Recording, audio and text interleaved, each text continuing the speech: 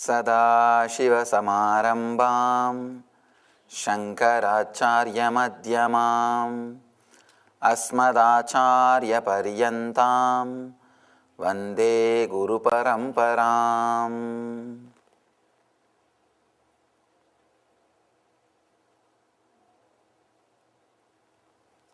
I welcome you all with my love and respects.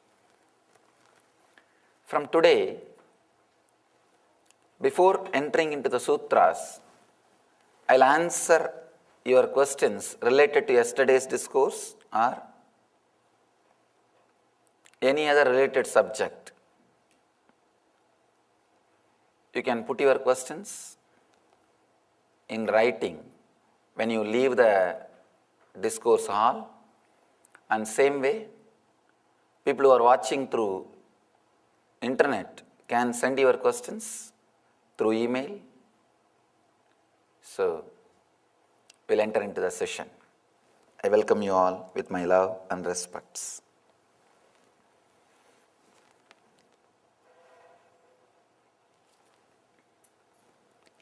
Let me read out today's sutra, and enter into the session. Look lovingly at some object. Do not go to another object. Here in the middle of the object, let the blessing descend on you.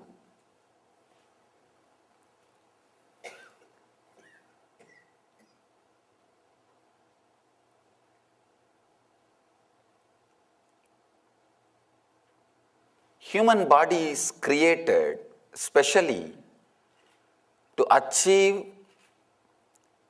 4 major things in the life: dharma, artha, kama, moksha. Dharma means the routine, the flow in which it does not get tired or it does not fall sick. That is dharma. Second, artha, comforts and luxury. Third, kama, pleasure and excitement. Fourth, important thing, moksha, a beautiful inner space. Body is created to experience the best things in the outer world and the best things in the inner world. Your eyes are created to look outside and to look inside.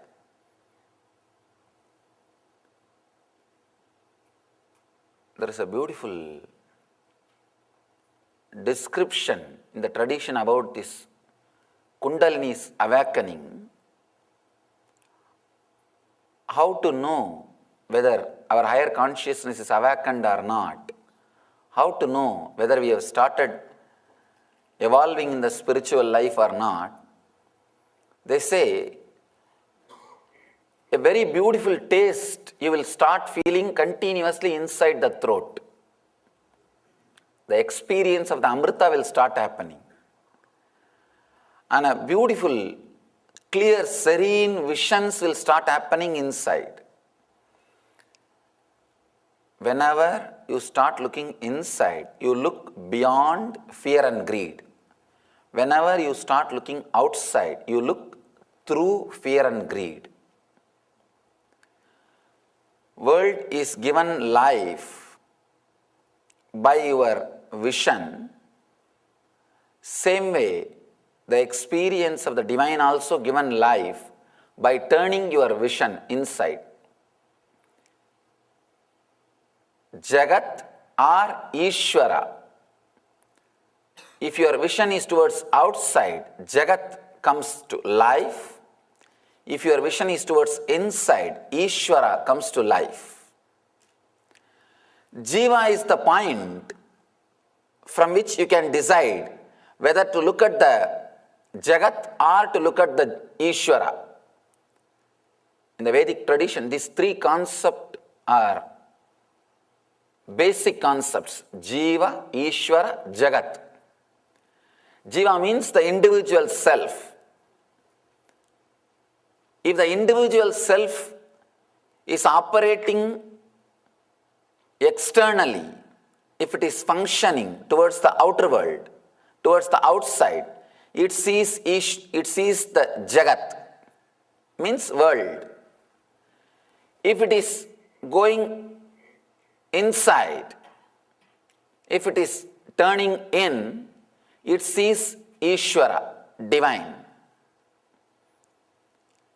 That is the reason the psychological revolution is a basic necessity for spiritual life. Clarity on Jiva, individual self, Ishvara, God, the Jagat, world. Clarity about all these three is what we call psychological revolution. Having a clear, true vision about these three is a basic need for any growth, any achievement. Even the people who achieved something in the external world, they have some clarity about the world, about the Jagat. That is why they are able to achieve. They are able to have much more than what others afford to have, what others are able to have. Shiva gives a very beautiful technique to use the senses which are by its own nature going out. By its own nature, senses are outgoing. Senses look at the Jagat. Shiva is very beautifully giving us a technique to turn the whole thing in, to see the God, Ishvara, to experience the divine. Look lovingly at some object. Do not go to another object. Here in the middle of the object, the blessing. Just yesterday, one of my ashramite was asking me, Satyananda was asking, Swamiji, in one of your discourses you said, we don't worship idols, we worship through idols. But suddenly, day before yesterday's discourse, the first day Shiva Sutra, you said, deity is God, deity does not represent God. Is it not contradicting?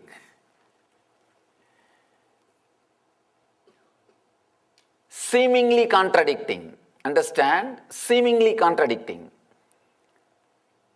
Understand the first statement?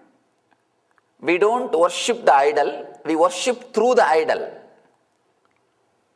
Second statement, deity does not represent God, deity is God.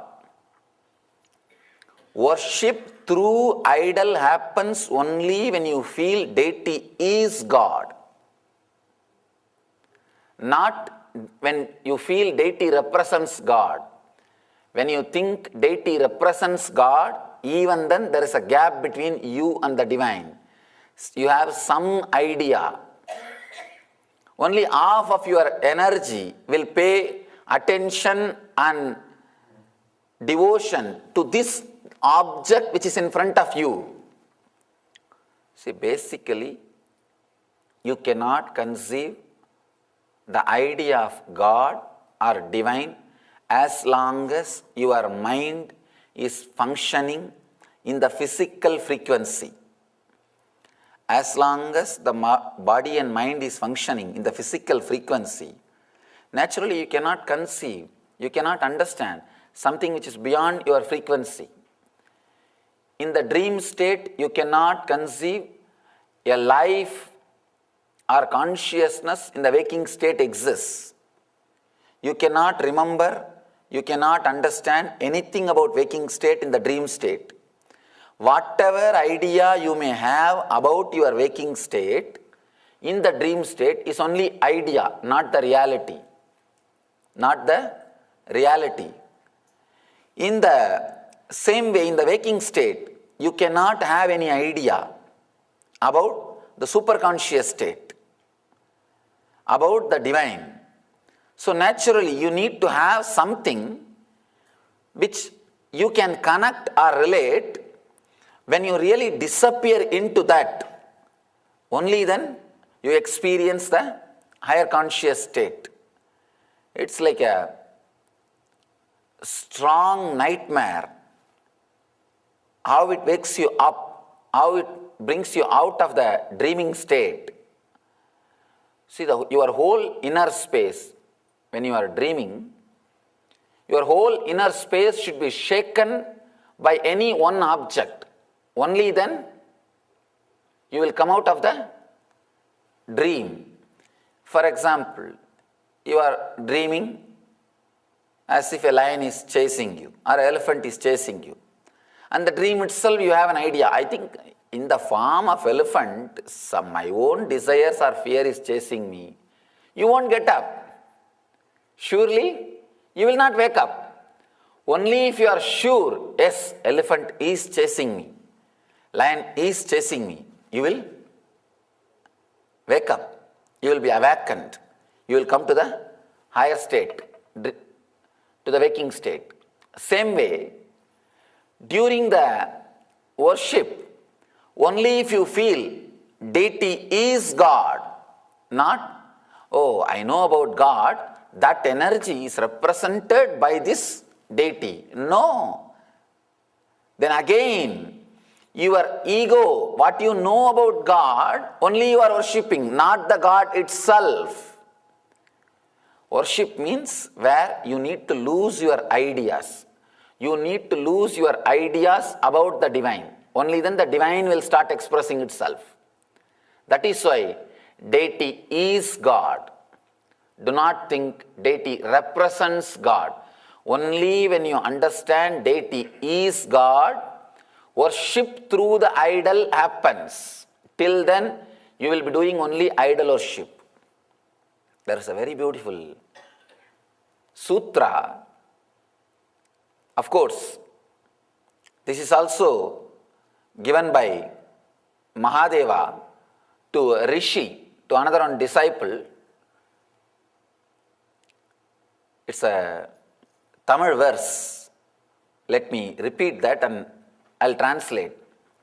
Marattil maraindadu mamada yanai, marattai maraitadu mamada yanai, parattil maraindadu parmudal bhudam, parattai maraitadu parmudal bhudam. Let me literally translate, then we will understand this sutra.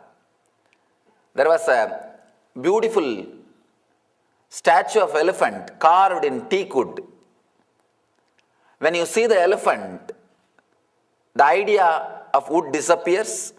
When you see the wooden statue, the idea of elephant disappears. When you see externally, the world hides the God. When you see internally, God hides the world. Very beautiful description. Understand, you can never have an idea, wooden statue and elephant at the same moment. Fortunately, you can have only one thought at a time. You are blessed. One thought at a time. That is why liberation is possible. That is why liberation is possible. Actually, as you think, you do not have a huge army of enemies in front of you. You have only one enemy at any point. At any point, at any time, you have only one enemy. You do not have army of enemies in front of you. We don't understand that. Either this moment you will see that as an elephant or wooden statue. The next moment you may see in the other way, but not both ideas in the same moment. Same way, either you see the world or the God. When you see the whole thing as divine, suddenly the world disappears. Parattai maraittadu parmudal bhudam. All the five elements has hidden, it has covered the divine. Parattil maraindadu parmudal bhudam. When you have the intense vision to look deeply, all the five elements disappears into the divine. If you see the deity, you cannot see the statue. If you see God, you can't see statue. If you see statue, you cannot see God. You can see only any one thing. Only when you see the deity as God, you will lose yourself. Worship through the idol will start happening. Worship through the idol will start happening when you lose yourself into the deity. When you know for sure the deity is alive. I have so many wonderful stories.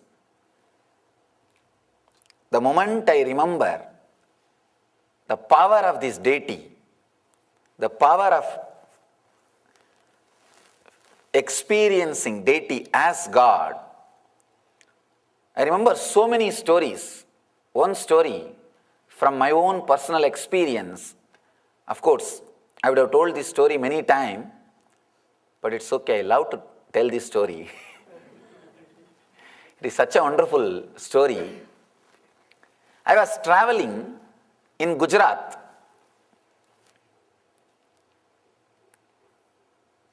I always remember that elderly lady and respect her. Like how I remembered yesterday, Swami Lakshman Ju. I can say this lady is surely lived in the same consciousness of Gopikas or the Krishna's Anga Devatas, the Krishna's divine companions.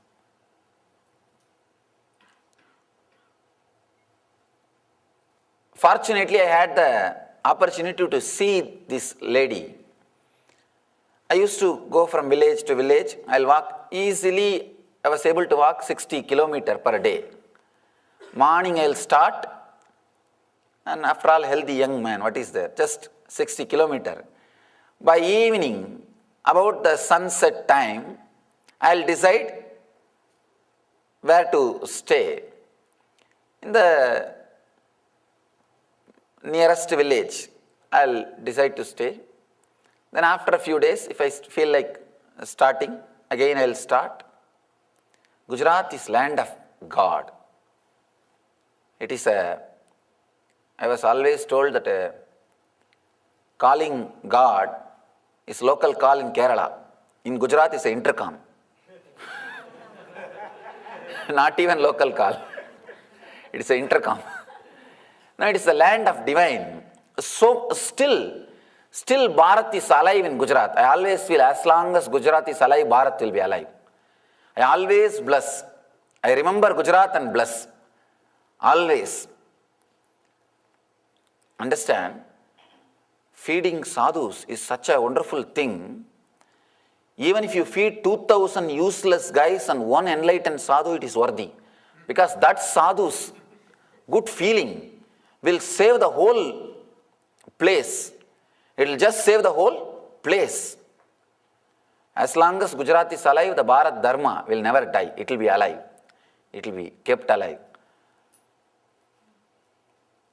I can say for sure, not even once in my wandering days in Gujarat, I had any little struggle for any need or I need to ask anybody to be taken care. That is the greatness of that Bharat culture.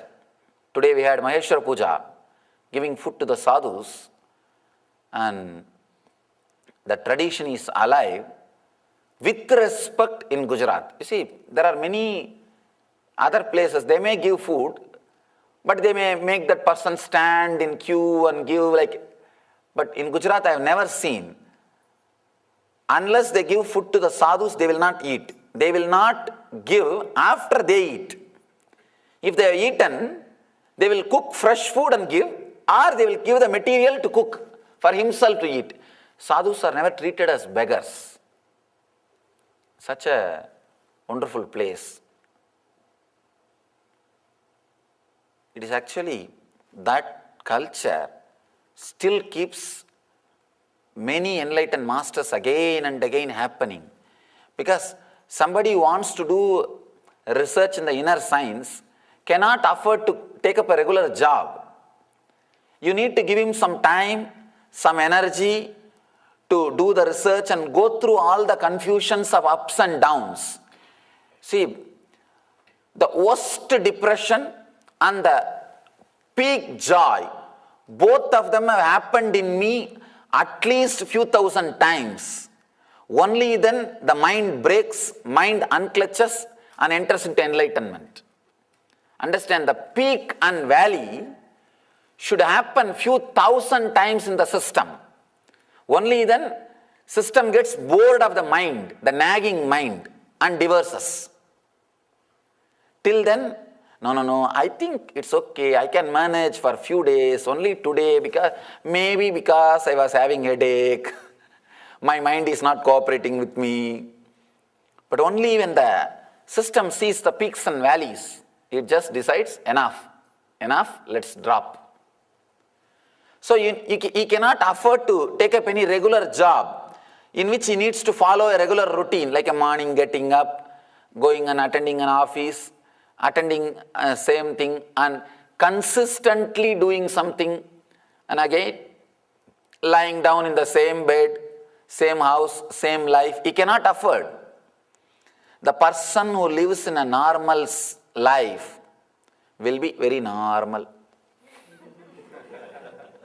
Nothing extraordinary can happen because his whole consciousness is continuously cut. Just like bonsai trees, roots are continuously cut. The person who lives in a regular safe routine, person who lives in a routine which he knows will never be able to grow roots or wings. Understand? It's a very solid statement I am making. I know it may be hurting you, but I am telling you the truth. Narada Parivrajaka Upanishad, a very beautiful Upanishad, describes the way of the Paramahamsa or achieving the ultimate experience. If you know your routine when you get up from the bed, if you have a rough idea about your routine till the night, till you come back to the bed, be very clear, your life will be normal. It is like a cutting your roots like bonsai banyan tree. How the bonsai banyan tree's roots are cut continuously and it can never take the roots. Same way, that person can never expand beyond certain limit. Worst depression and the ultimate joy, both should happen in your system again and again, at least few thousand times. Only then you decide, enough this mind. Enough, I played with this mind. Now, let me relax in a conscious state. You decide very clearly. That happens only at that moment. Only when you relax like that. Gujarat is the place where they feel and understand that sadhus need to be given their time to do the inner research and development. But once they achieve the success, it is just like funding the medical researchers. Once the success is achieved, who is going to be the benefiter? Who is going to be benefited? The whole world. The whole world is going to be benefited. The other day, in CNN, there was a discussion why the medicines are costly in USA and cheap in Canada. Because USA is spending for research and development. So much money is spent in research. So naturally, here they have to cover the money, take that money back. Naturally, after you do research and development and open it, it's useful to the whole world. Same way, Gujarat is the place they do research and development but never take the money back and give it to the whole world. That's a beautiful. I can say at least 40,000 monasteries are constantly giving food to sadhus in Gujarat. 40,000 monasteries. I went through the statistics. I was traveling and in a small village. I was going from Gandhinagar to the Somnath. That time only they were constructing the Akshardham temple. Constructing or almost completed. The first Akshardham, Bhagavan Swaminarayan's Akshardham, went and had darshan, then walked, wanted to go to Somnath, one of the Jyotirlinga. In between, one village. One elderly lady, she invited me, Baba, come and stay in my house. It was a small hut. She was having one cow and a small patch of land in front of her hut. She will grow something for her to eat, some greens and whatever little bit things needed for cooking. And this cow milk she will go and sell in the market. And with that she will bring some food and offer it to Krishna, and she will also eat. She had a small Krishna. She is a great Krishna devotee. Had a small Krishna deity, and she will offer to Krishna and eat. This is a simple life. I can say her whole total property value will be less than $1,000. Her per day income may be maximum $2. $2 is per day income, and whole wealth, worth of the wealth is $1,000. That's all is her life. But living very quiet, contented life. I stayed with her some maybe week. I forgot the days because all I know is sunrise and sunset. That's all. No question of watch, no question of calendar. Nothing needs to be used. All I know is sunset and sunrise and sunset. I'll know the Amavasya and Purnima from the seeing the moon. Wonderful life.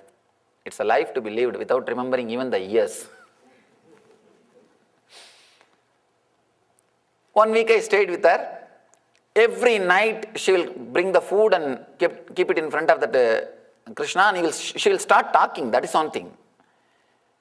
And I can neither contain my laughter nor I can laugh because I will hurt her, and she is giving after all food for me. I have to be a little polite. What to do? But she will sit and she will talk as if she is talking to somebody. She will sit casually and have a small fan.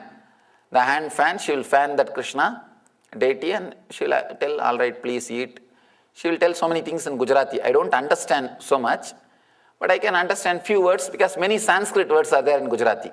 So, because Sanskrit words are there, few words I can catch. She will be going on talking, maybe for half an hour or 1 hour. Then she will eat that food and lie down, give me also little food. And after 1 week I said, all right, Ma, I am leaving. I am continuing my journey. She started crying. No, why do you want to go? I will not ask you to work and all. Stay here. I'll give you food. And why do you want to go? All those usual things. I said, no, I am a sadhu. I have to continue my journey. Sadhus are not supposed to stay more than 3 days or 4 days in any place. Traditionally, because till the enlightenment, they should not stay because the attachment may start growing and their continuous sadhana may stop. They may not start doing their spiritual practices. So till enlightenment happens, they cannot settle down in one place. I said, no, I'll continue. I have to go and have darshan of Somnath and continue my spiritual journey. She ran to the Krishna and she started telling, oh, tell him not to go. I am so happy that he was here. You only should tell him that not to go. And she started speaking. Then within few seconds, the very funny thing, she stopped talking and wiped her tears and said, oh, you are telling he has to go. He is a sadhu, he has to go. Okay. If you are telling the okay, then I'll not worry. I'll not cry. She consoled herself as if Krishna is talking back. This is too much. All these days, she was talking to Krishna, okay, I can put up with that. Anyhow, devotee, she has some love for it. Anyhow, she is doing whatever she wants. And after all, she is giving me food, I have to keep quiet. And it's okay. And Krishna talking back, or she acting as if Krishna talking back is too much. To tell you honestly, I did not have respect for deity worship or the puja or all this ritualistic worship before enlightenment. There was a period I had the respect, very young age, when I was too innocent, like till the age of 10. After the age of 10 only, I started studying this Vedanta. Having the knowledge of Vedanta without the experience of Vedanta is the worst thing can happen to human being. No, really, I am telling you. Knowledge of Vedanta, but without the experience of Vedanta. Because it gives you almost a pseudo feeling you have everything, you know everything, you are the greatest person in the world. And practically, you will not have any respect for anybody, not only to traditions, anybody. You will be such an idiot. You will not know that. That is the problem. If you know you are an idiot, at least you can save your face. You will not know, but everybody will know.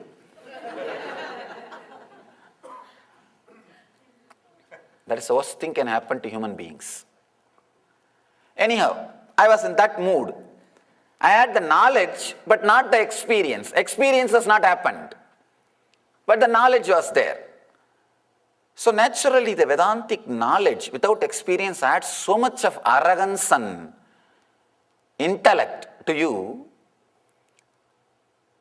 I can say your whole inner space kind of gets corrupted.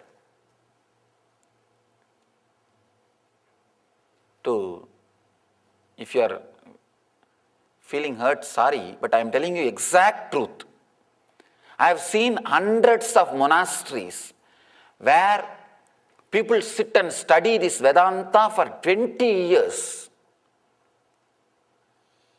I really feel sorry for them. If they can spend the time in sadhana, it will be so much fruitful. Actually, half an hour studying and 10 hours digesting that, means doing contemplation or sadhana, will be the perfect, the balancing. That will be the perfect thing. But in some monasteries, studying is very juicy. Understand? You know more and more words. You can play with more and more words and you can show to others. And it brings respect. That's another one problem. Why people respect, you don't know. Actually, they are afraid of listening to you. They say, no, you all right, whatever you say is right. Please just sit, close your eyes. Don't open your mouth. We will do puja to you. We will do whatever you say. We will respect you, worship you, but just do not open your mouth. But this guy thinks he has respect because of his knowledge. What to do? Having the knowledge without having the experience is the worst state. You will not respect anybody. You will not respect anything. You will be so dry within you and without the inside and outside. I have seen in my experience how to find out whether somebody is a strong Vedanti, he will have stomach problem. Really. See, logic is like having teeth in the stomach. You will literally eat you. Having teeth inside the stomach. Constantly you will be chewing yourself. You will carry constant irritation. Compassion or love is like a lubricating you. Intellect, just intellect, is like a continuously turning your nerves and creating more and more stress. You will have stomach problem. Giving your love, even a hug, or just looking at something with a love, is like sending with a high force lubrication into your nervous system. It just heals. Even for a few seconds, look at any one of those deities. We have so many deities. You may feel connected or you may have love for any one deity based on your family bringing up or based on the maybe some books you read, or some your prayers got fulfilled.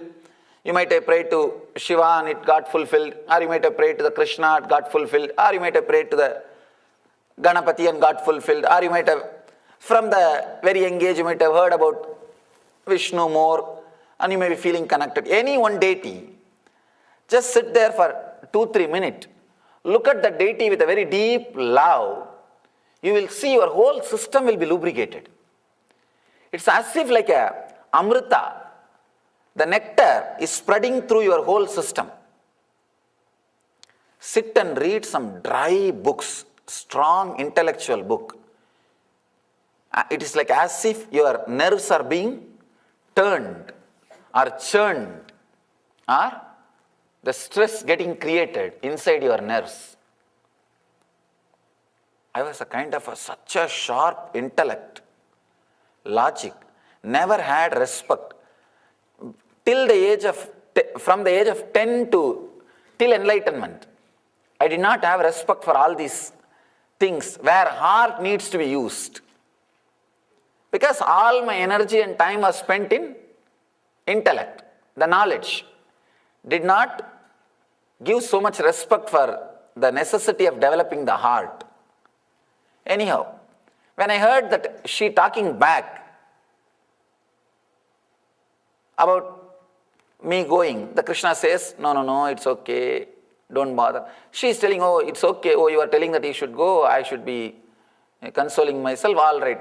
That was little too much. I went near her and said, with my broken Hindi and Sanskrit.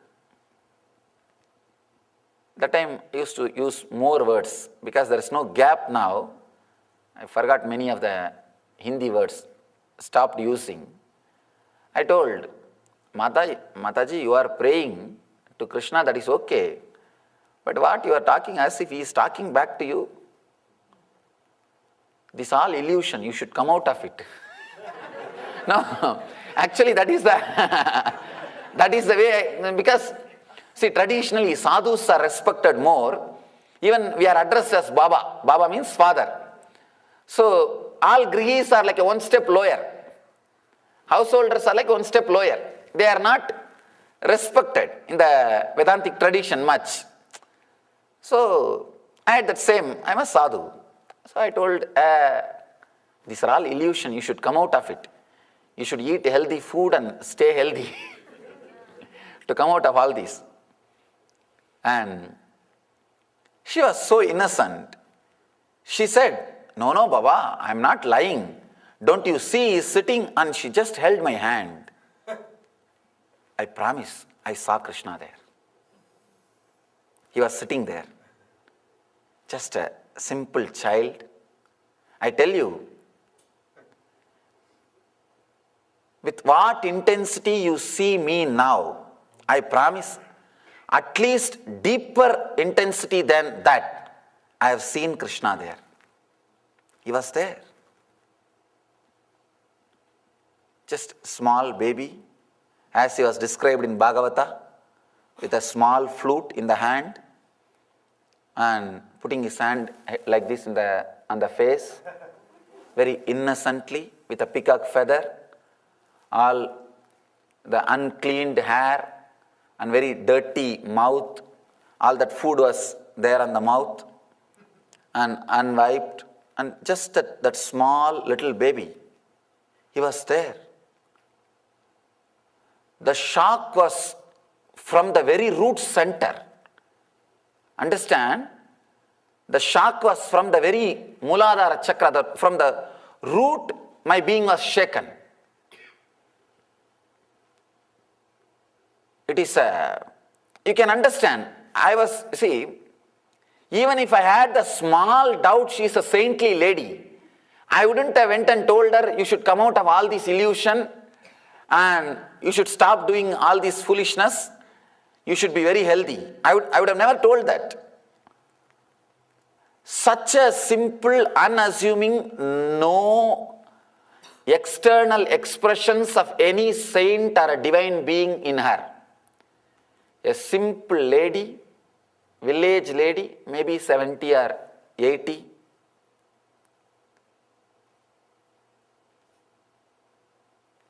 just by touch, she can give initiation. Understand, this is initiation.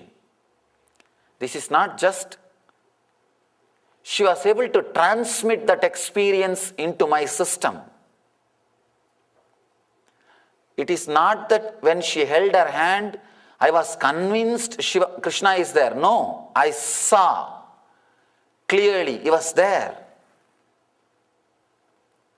The shaking or shock was so much, it just fell at her feet. I can remember very clearly, after falling at the feet of the Kuppammal, my first inspiration and great teacher, her name is Vibhudananda Devi, the spiritual name, Swami Mata Vibhudananda Puri Devi. After falling at her feet, with that same reverence and respect, second person whom I fell at the feet means only this lady. This lady only received my respect and reverence equivalent to the Kuppammal.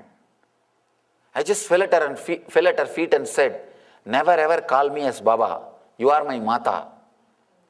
Because as long as she was holding my hand, Krishna was there. I saw. The moment she took her hand out, it disappeared. I was again same old intellectual.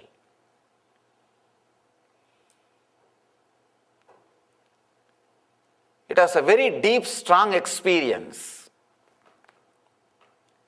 The same respect which I had for my own teacher started having.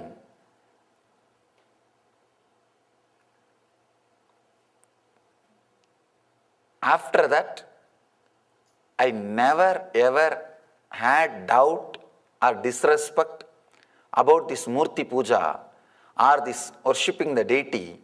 Even if I go to somebody's house, I'll go to the puja room first and do the namaskar.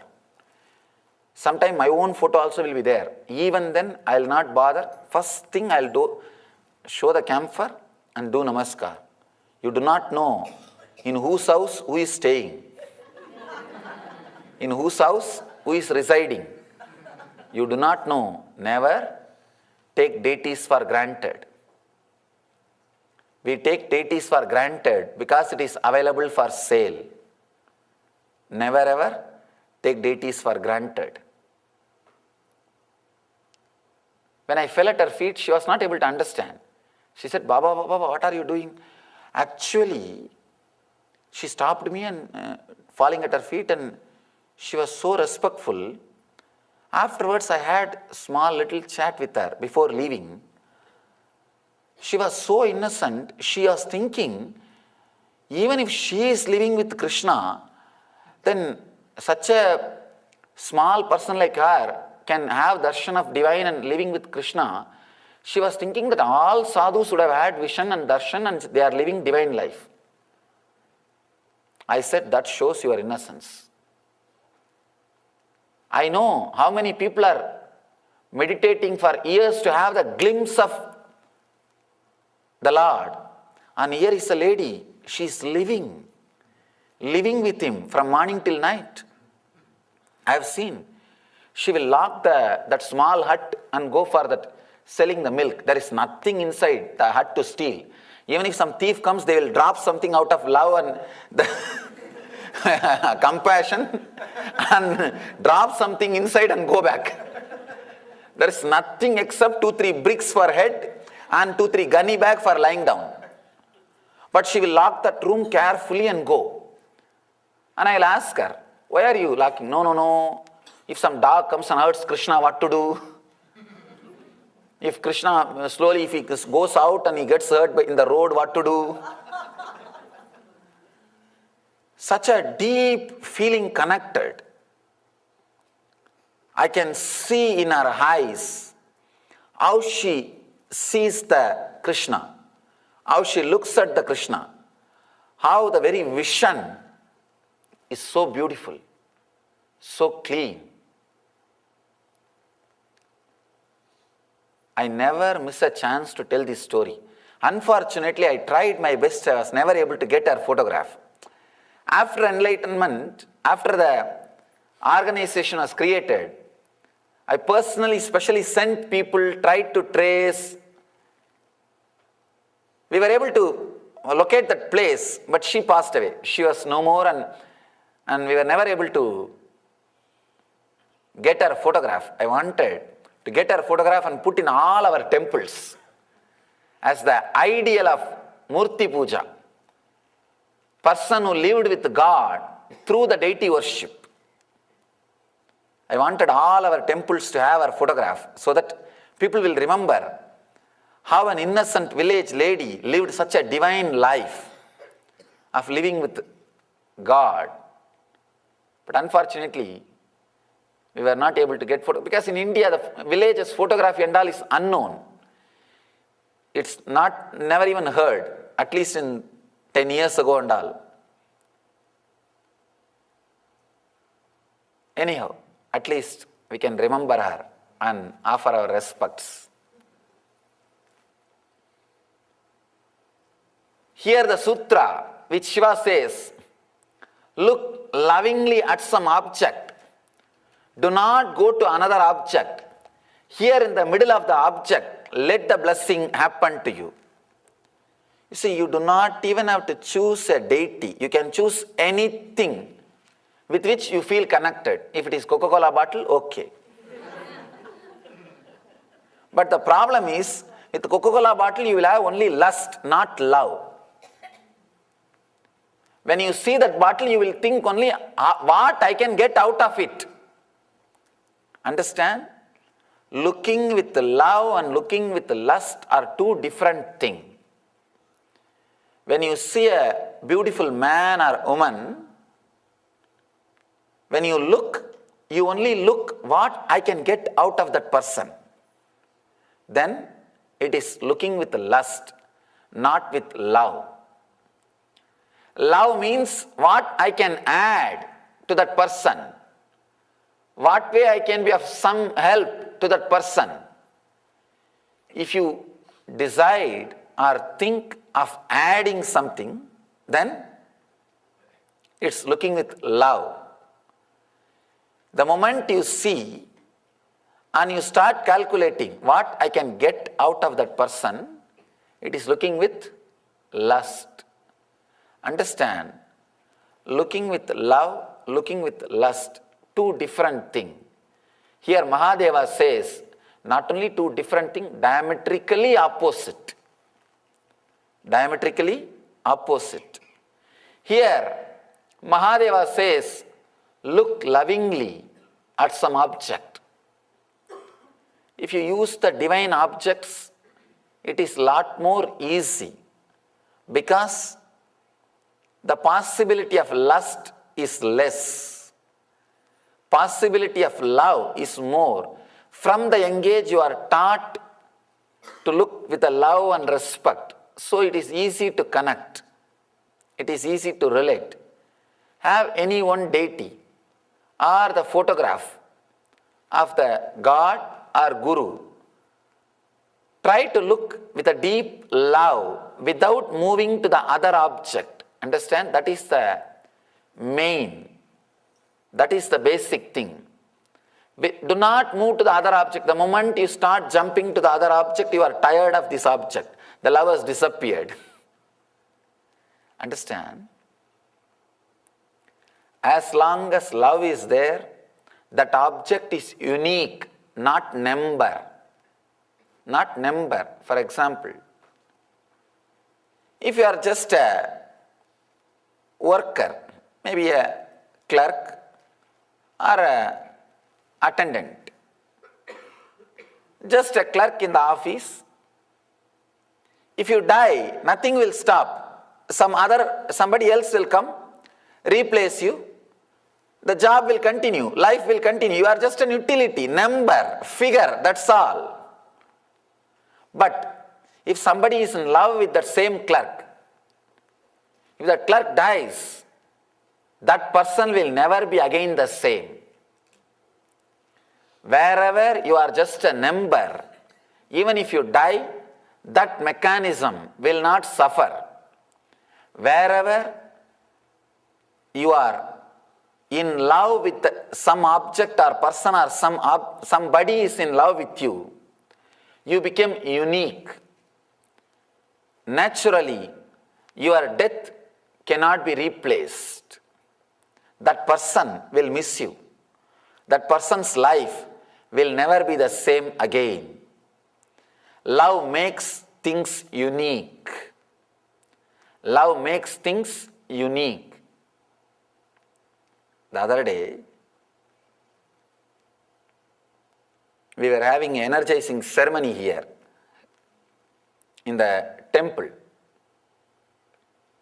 All the Swamis, all of us are sitting and chatting before preparing for the ceremony. One disciple, she asked me, Swamiji, every day you are seeing us, all our mistakes, confusions, are you not bored by us? It was a very honest question. Because they know, sometime I tell them, do some new mistake, I will be entertained. Not the same mistakes. Because even to commit new mistakes, you need intelligence. She was asking that, don't you feel bored? I told, just because of my very love, I feel everybody is unique. Understand? I do not look upon the devotees or disciples as number. It is unique. That is why with so much of patience, I continue to work with everybody. If it is just a number, forget about it. Next person will do the work. Over. Devotees or disciples are not number for me. Because of my love for them, they are unique. Everybody is unique. Of course, I never miss anybody just because of complete fulfillment. But otherwise, everybody adds something. Everybody is welcomed, is expected, is needed, is wanted, is required to be here. Every individual is unique. Same way, when you are in love with the Master, he is needed, he is unique. When that love is not there, one more Swami, we can go to the other Ananda. What is there? If you just type only Nityananda, at least 200,000 websites are opening. Just Nityananda. If you type Swami Nityananda, I don't know how many million websites will open. And if he is not, then some other Swami, that's all. If you are a number, you can be replaced. If the love, element of love comes to play between you and the other person, you are no more a number. You are unique being, irreplaceable. Unique being. Love adds life even to the person. With love, the person is a spirit, life. Without love, the person is reduced to a thing, utility. Without love, when you look at somebody, a beautiful man or woman, and planning for what I can get out of that person, you are reducing him to a thing, not as a being, as a spirit. Only when you look at that person with a love, he is a spirit, he is a living being. When that love is not there, he is a thing. That is why whenever people look at you with a lustful eyes, you feel repulsive. It looks ugly. You just cover yourself. You just hide yourself. You want to move out of that place. Whenever somebody looks at you with a deep love, you just feel like being around that person continuously. Even if you get only one glimpse, one eye contact with him, you will be waiting for it. You will be just waiting for that one contact. Just waiting for that one glimpse, one look. It's a love which adds value to the uniqueness. Another one incident, at least with that Krishna incident which I said, it was a deity. It was a carved Krishna Murti. That is okay. There is another one small incident happened. I was traveling, I don't know which place, maybe around the area of Madhya Pradesh or Maharashtra.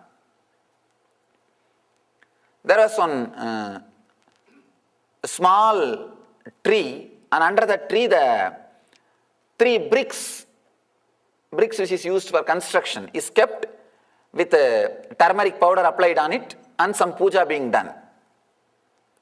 Usually in the evening time when I rest, I'll search for some brick for the head to keep the head and lie down.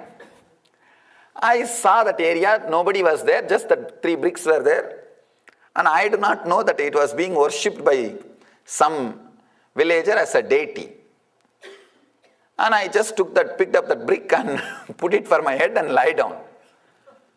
And really, in 10 minutes, one village guy, elderly person, is running towards me. His house was maybe 1 mile away. He ran towards me, and when he came near me, understood I am a sadhu. Because I was a sadhu, he did not beat me. He told, "Do you know, this is Shiva, I worship. He appeared in my dream and told that you are lying on him." Truth, really. Understand? So that's why I came here. And he brought a small pillow. That's another one beautiful thing. He brought a pillow. Lie down on this pillow and leave him there. Put that murti back. From 1 mile, he was lying down in his home.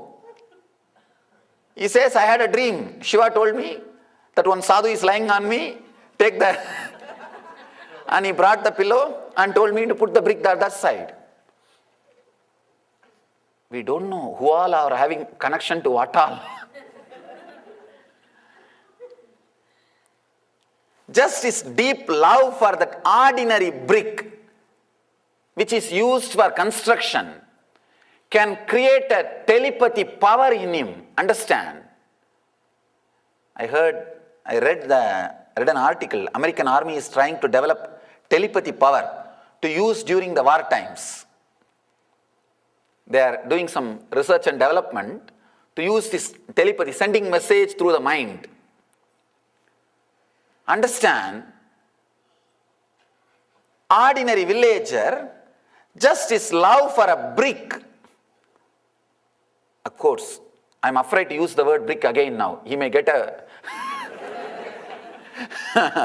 I don't think he is dead. Only that elderly lady was dead. I don't think he is dead because I never tried to trace him also. Anyhow, just simple love to the ordinary looking brick can create such a deep telepathy connection between him and Mahadeva. Then understand, between him and Shiva, this ordinary brick is acting like a cell phone. You can't imagine the way in which that guy ran towards me and the way in which he was shouting at me. Just because I'm a sadhu, he left me. Otherwise, I would have had the puja. The puja from him. Just I want all of you to understand the power of love, the power of simple love. It was a simple love, and actually during British time, all the milestones in the Indian highway used to be yellow painted. There was a big problem because from next day all the local villagers started worshipping all the milestones.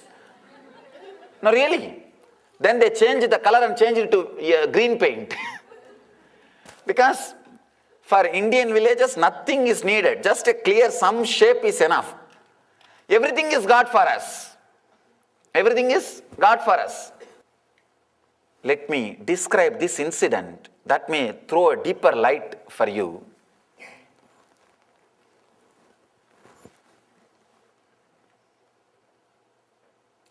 It was a very intimate discussion between me and one of my enlightened disciples. Maybe If you are new, you should know. Few of my disciples had the fortune and had the enlightenment experience. Not only had, of course, enlightenment once happens, it stays with you. He was asking me, Swamiji, after this experience, whatever books I read, many points I can say are my experience, but many points are not my experience. How can I understand whether I am fully enlightened or not? Or how is that points? Are they right or wrong? There is a very beautiful incident in Ramana Maharshi's life. I quoted and gave him the answer. Understand, this one incident can completely open up and give you a new click or new glimpse towards the truth.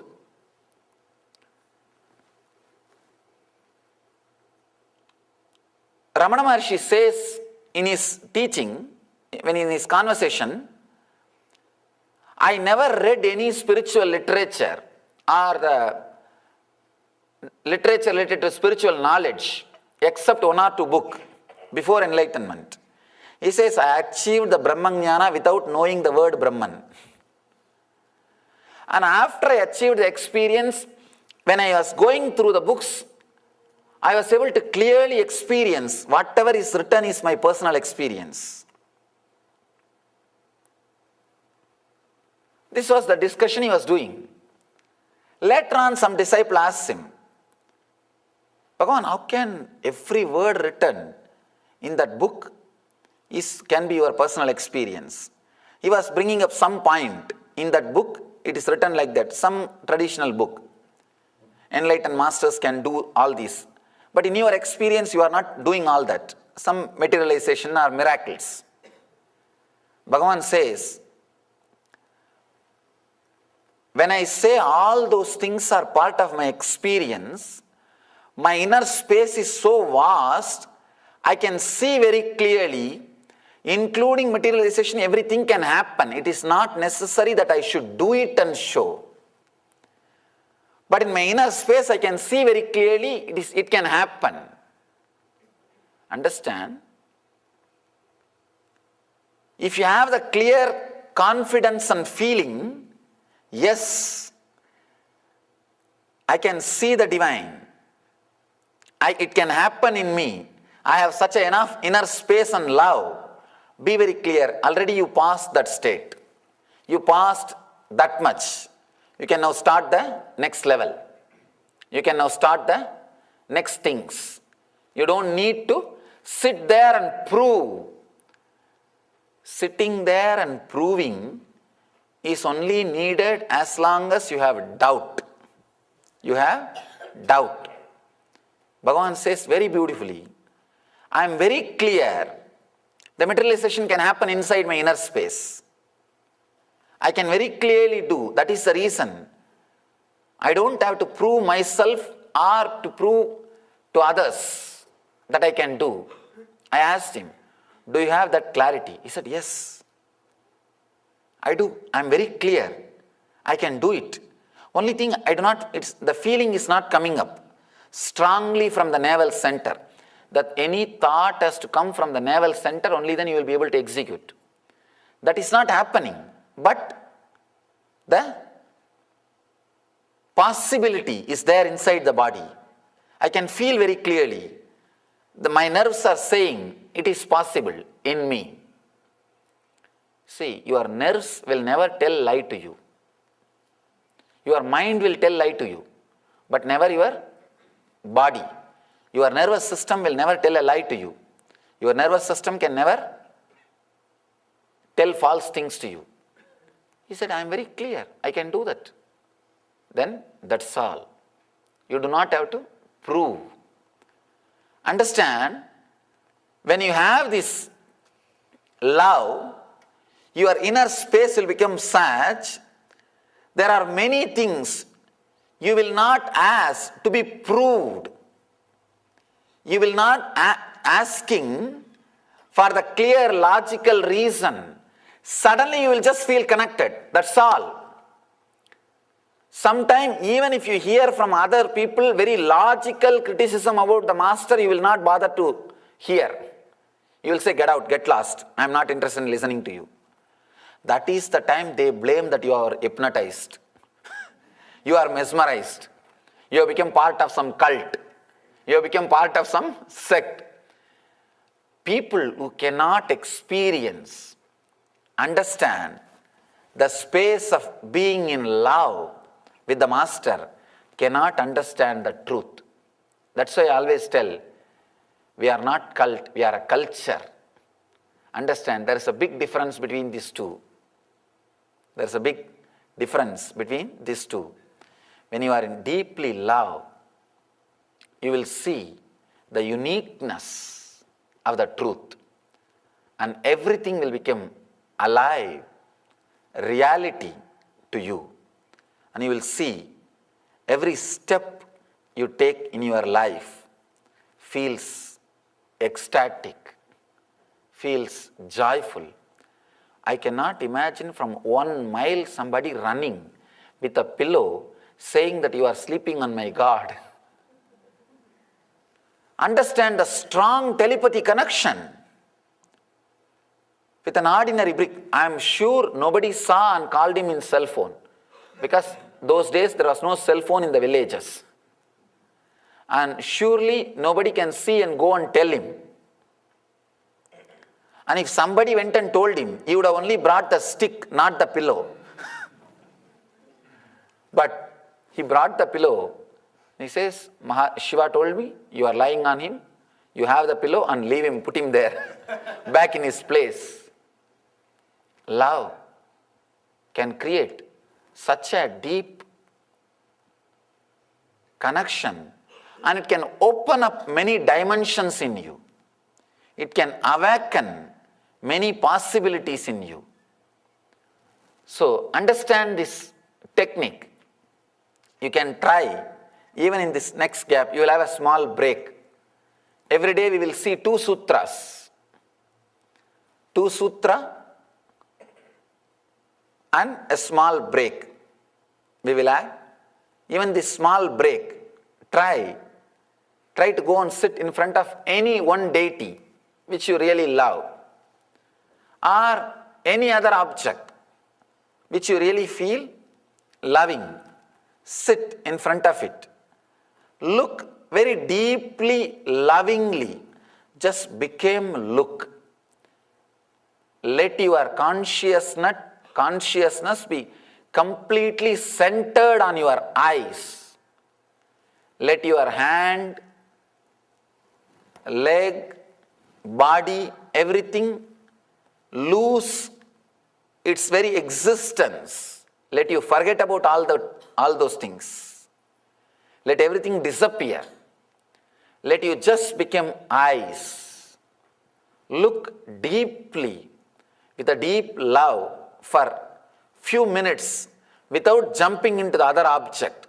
If you jump to other object, come back. Get back. And just sit with a deep love, completely in a relaxed way.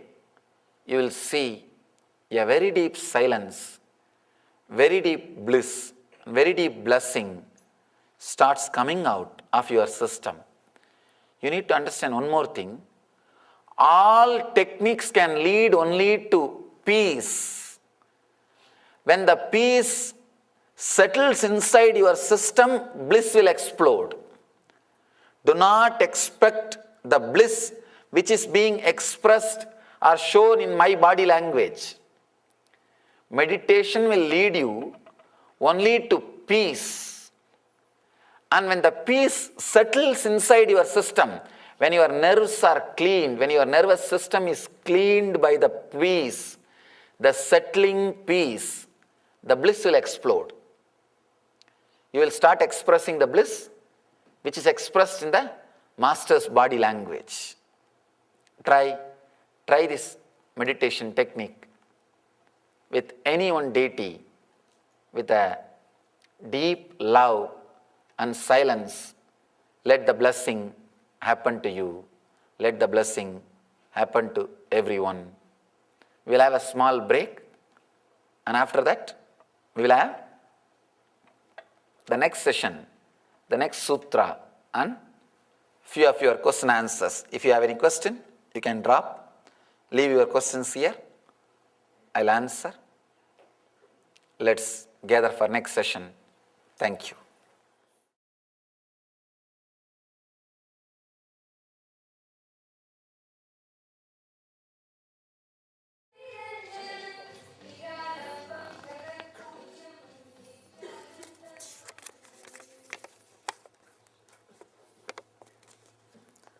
How can a person let go of attachment to enlightenment also?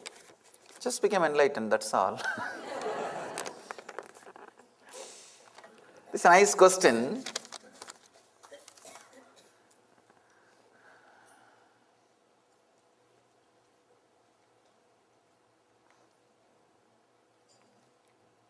One disciple goes to Ramana Maharshi and says, Bhagavan, enlightenment is very difficult.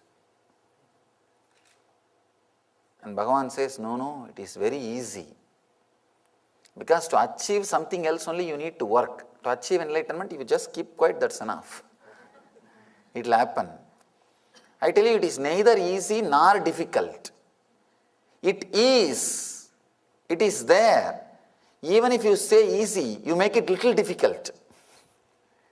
Even the word easy means easy, but I have to do something. It is neither difficult nor easy. It is. Your question, I understand from where you are asking this question. How can a person let go of attachment to enlightenment also? It may not be attachment to enlightenment. It may be attachment to your idea about enlightenment. You may be thinking the moment you become enlightened, suddenly somebody will give you golden throne. You can only get attached to golden throne, not to the enlightenment. Because only if you know about it, you can get attached. How will you get attached to enlightenment? Whatever idea you have now about enlightenment is not enlightenment. It is about enlightenment. So you may be having some crazy idea that suddenly somebody will give you one golden throne if you become enlightened, or you will grow. I have seen people ask me, if I start meditating or become enlightened, will I have a long hair like you? I tell you, just for long hair, do not try to become enlightened. It is too risky. It is too much big job. Just if you want long hair, use some right shampoo or hair oil. No need for you to become enlightened. Maybe you are attached to your idea about enlightenment, not to the enlightenment itself. You cannot be attached to enlightenment, understand? The more and more your idea about enlightenment gets purified, you will be achieving enlightenment. You will be reaching enlightenment. You can never get attached to it. If you are attached to it, be very clear. Your idea about enlightenment is not pure or not clear. Then now you need to do purifying. Have more clear understanding about enlightenment. If you say you are attached to enlightenment, you do not know about enlightenment, now read the spiritual literature, listen to the master's words and create a clear idea about enlightenment. Clear idea about enlightenment is enlightenment. Because after some time, once you stop fighting with the master, every clarity which he gives you will become solid experience. When you have the inner space of very loving, connecting with the master, every word he expresses will become straight away an experience in you. It will become straight away an experience in you. So, try to create more clear understanding. That will automatically take you to the enlightenment and attachment will disappear.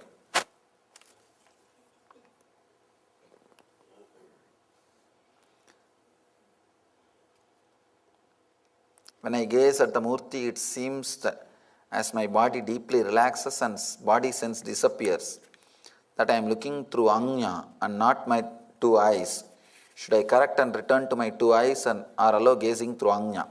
Whenever you gaze, naturally your Anya will be activated. Your Anya will become alive. This is the technique working through Agnya without talking about Agnya. Because sometimes the Agnya, about third eye, if you start talking, people will not be able to feel connected. Here Shiva is creating techniques for all kinds of people. Whether you are a capitalist, communist, democratic, republican, or whoever you may be, or a hippie, whatever you may be, you have a technique here. Shiva has a technique for you. Here he is talking, he is giving you the technique, work through the third eye, Agnya, without using the word Agnya, third eye. Can the Guru be the love object? Yes, Guru is the ultimate love object.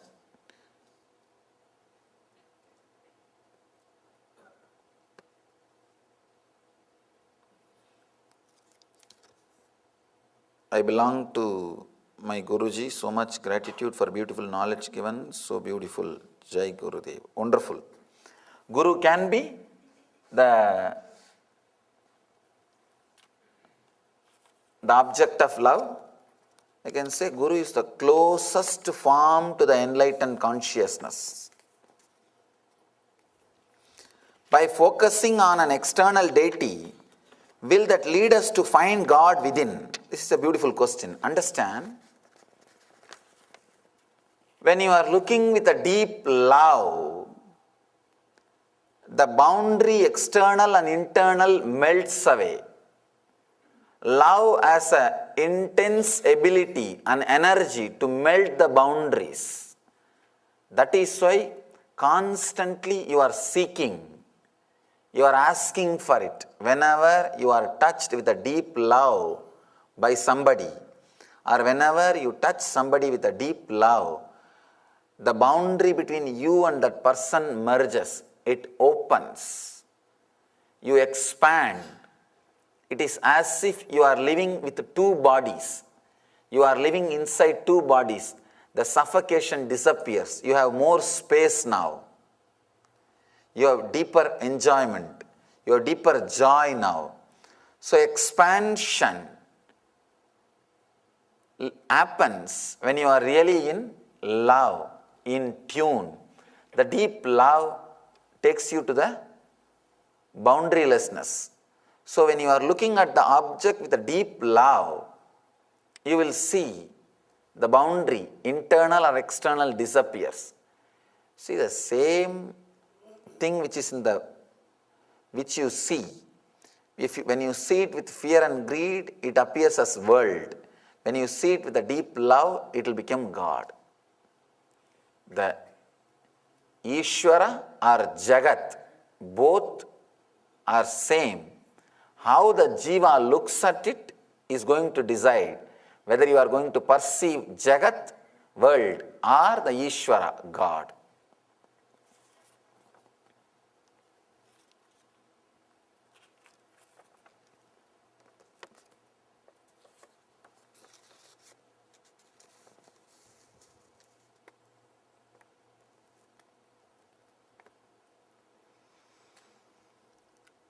When I focus on the deity I choose, remembering not to move to another, my feeling of gratitude that are connected with other deities keep arising.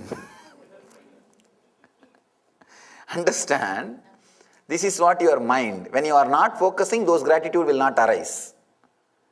Only when you are focusing, the gratitude will arise. Don't bother about it. It will naturally disappear the more you feel centered on one deity. Understand, God is one, same energy. We put it in so many different forms for you to feel connected or related, that's all.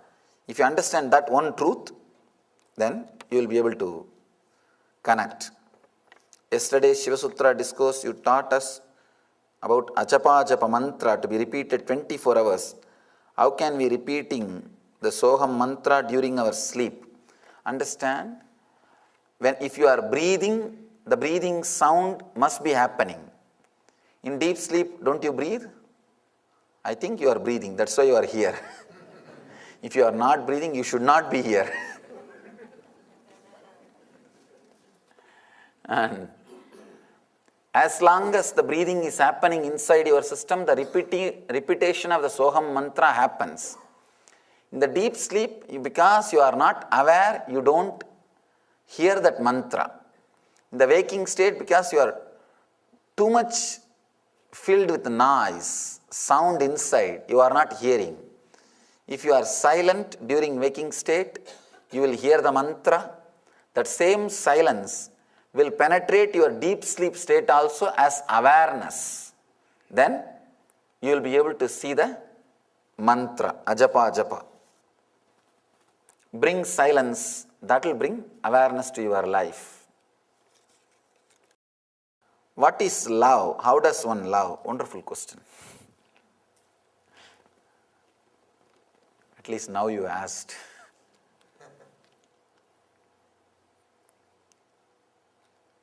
Let me describe exactly what I mean by the word love, or what Shiva means here by the word when he uses the word love. Always, when you look at something, you are calculating what I can get out of it, what I can have out of it. Either your thought process start functioning through fear or through the greed. But your attention is towards that object. If that attention turns towards the inner space and you start, if your thought process starts, what I can contribute to it, what way I can add to it, what way I can enrich, this process is called nivritti, means fulfillment. The earlier process based on fear and greed is called pravritti.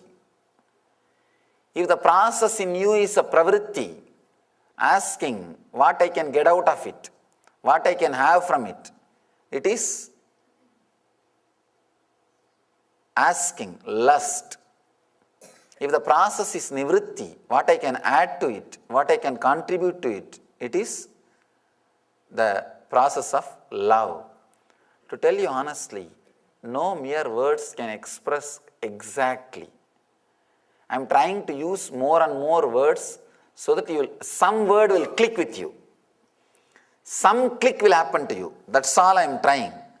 Otherwise, I am not able to, not only me, nobody will be able to give you exact definition.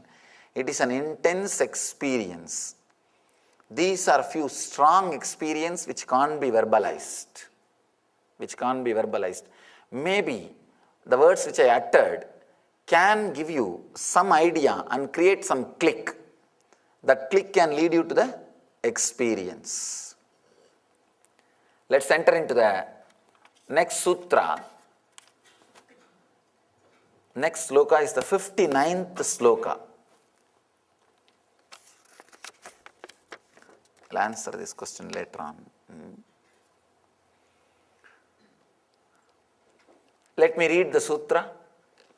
O beloved, put attention neither on pleasure nor on pain, but between this, let you achieve the truth. This is the one more sutra. Does not need to be practiced at particular time. These are Nitya Sutras. Means this should mix inside you as a juice. These should be like understanding. It has to be internalized inside you. It should become part of you. And it should become eternal practice in you. Nitya Sutras.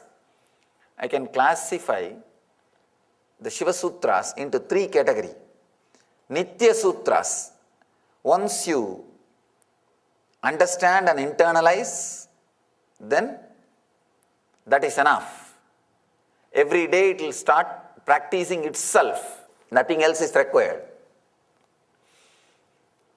The second, Dhyana Sutras. You need to understand and practice at a special particular time in your life. Third, Ananda Sutras. just very understanding, you are liberated. Just very click, you will feel that openness. You are free. This sutra is Nitya Sutra. Just you need to understand, internalize, then it will naturally become part of you.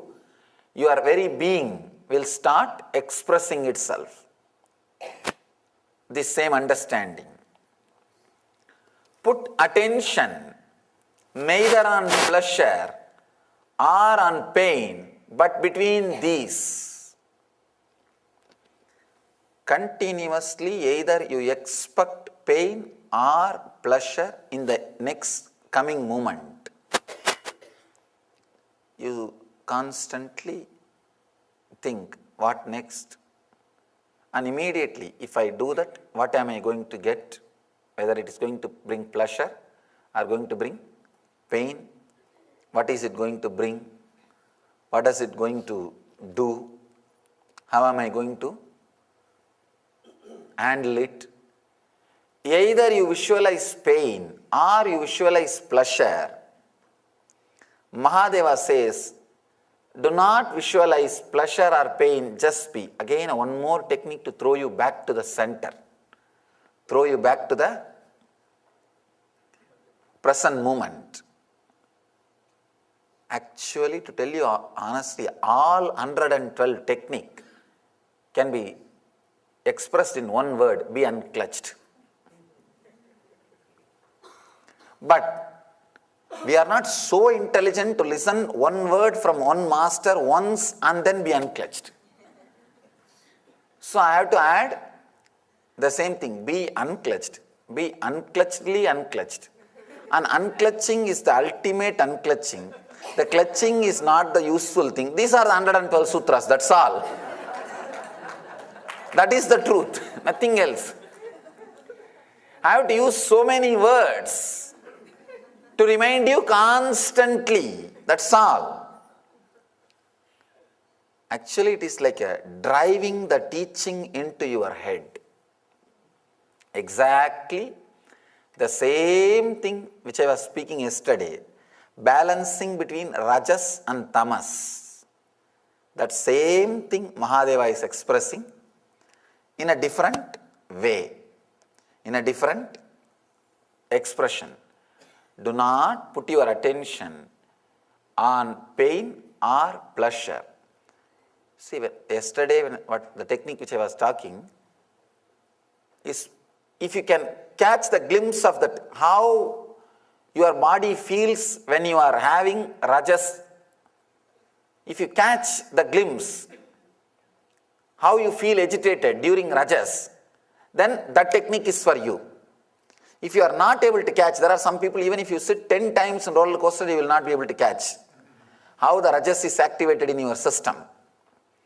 They will be so dull in the self-diagnosing methods. Even if they say they have stomach pain, it means they have a headache.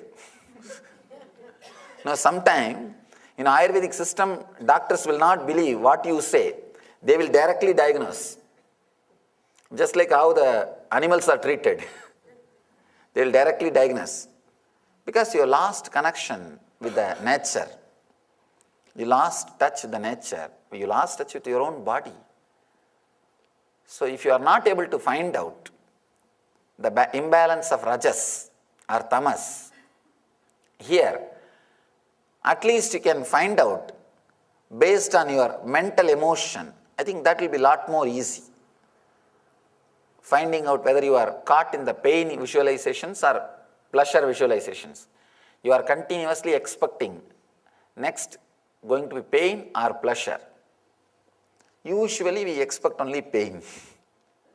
We don't expect pleasure. Very rarely we may expect the pleasure. Mahadeva says, put your attention between this, means in this moment. You need to understand one important thing. Actually, when you are in this moment, you will have only experiencing. There will not be any title attached to that experience as a pain or pleasure. You will be able to attach a title to that experience as pain or pleasure only when you compare with your past experiences. Means you already moved into past. If you are in this moment, you will have only one thing, a strong, intense experiencing, like the whole cosmos moving. Because your chairs are stable, you forget this whole earth is moving. There is an intense activity happening in this moment, in the planet, in the whole cosmos. If you relax into the present moment, you will see your life is nothing but experiencing. Only when you slip into the past, you will call that as an experience of pain or pleasure. Even you addressing something as pain or pleasure is nothing but slipping into the past. Come back and just sit. You will see so much of experiencing is happening in your system. Every breath going inside and becoming part of your blood and becoming energy, prana, life force for the parts of your body is a huge experiencing. It is happening. It is constantly happening.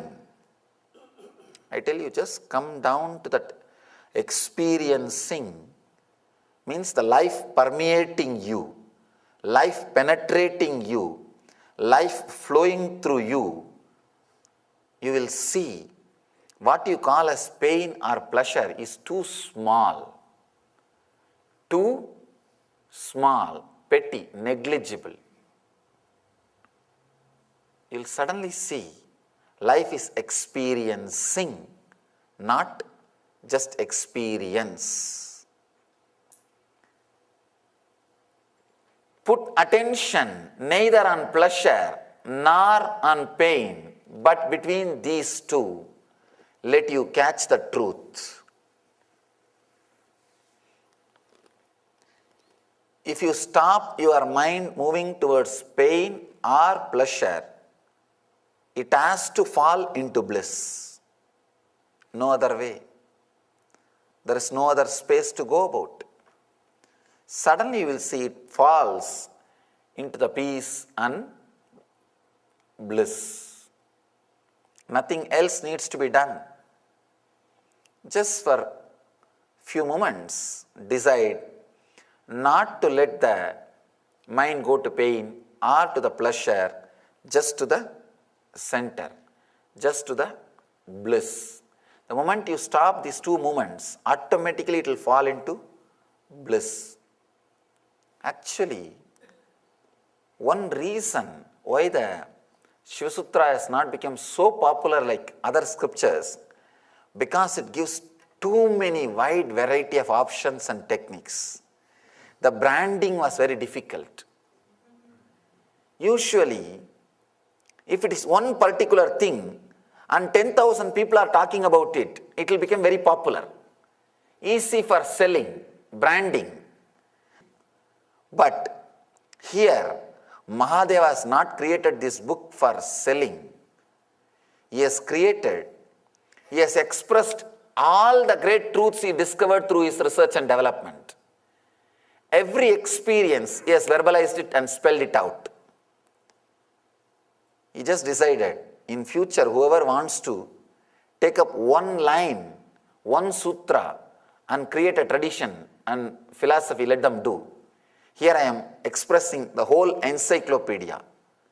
This book is actually Encyclopedia of Enlightenment. So many techniques, from so many ways, from so many methods, through so many paths, leading you to the ultimate experience. But one important thing you have to do, just listening, just reading is not going to work. You have to internalize it. You have to digest it, because reading the menu card is not going to fulfill your hunger. Only eating is going to give you the fulfillment. Let us enter into the technique itself. Please close your eyes.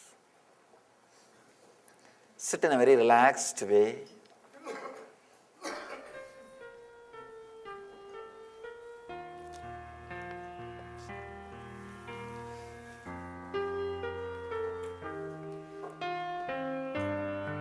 Neither expect next moments, the future in your life is going to be pain, nor expect it is going to be pleasure.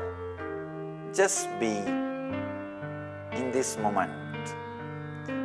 Any thought which happens in your mind will only be expectation about pain or pleasure. Relax from both the thoughts and just be in between.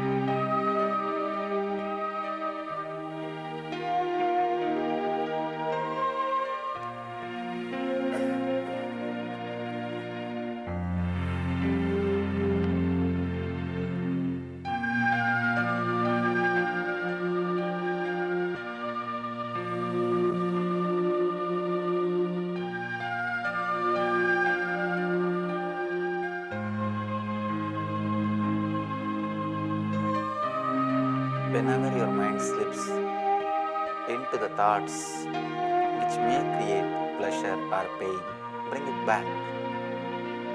Be responsible to remind yourself. Get back to the between. Be in the relaxed center.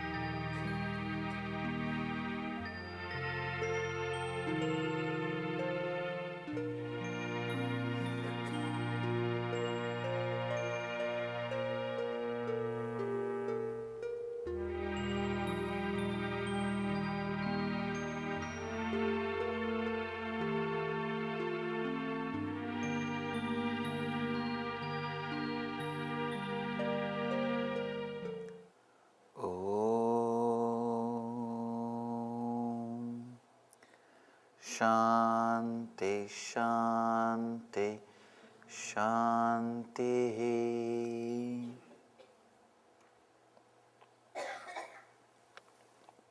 Relax.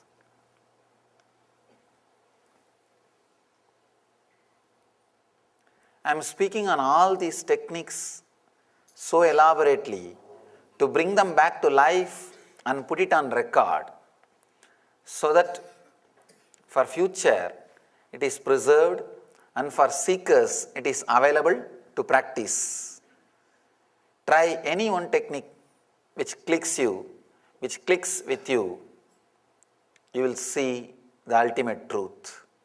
Let you achieve and radiate the eternal bliss, Nityananda. Thank you.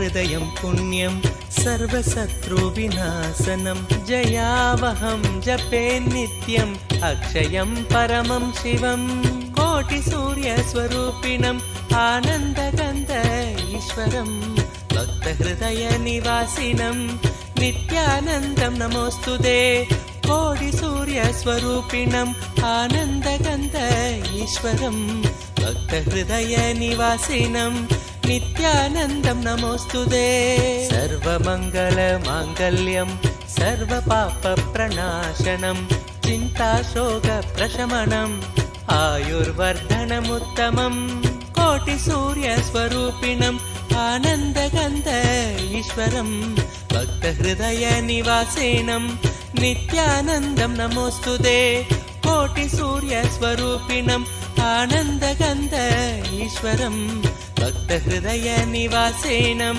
नित्यानन्दं नमोऽस्तुते रश्मिमन्तं समुद्यन्तं देवासुरनमस्कृतं पूजयस्व विभस्वन्तं भास्करं भुवनेश्वरं कोटिसूर्यस्वरूपिणम् आनन्दगन्ध ईश्वरं भक्तहृदयनिवासिनं नित्यानन्दं नमोऽस्तुते कोटिसूर्यस्वरूपिणम् आनन्दगन्ध ईश्वरं भक्तहृदयनिवासिनं नित्यानन्दं नमोऽस्तुते सर्वदेवात्मको हेश तेजस्वी रश्मिभावनः एव देवासुरगणान् लोकान् पादिकवस्तिभिः कोटिसूर्यस्वरूपिणम् आनन्दगन्ध ईश्वरं भक्तहृदयनिवासिनं नित्यानन्दं नमोऽस्तुते कोटिसूर्यस्वरूपिणम् आनन्दगन्ध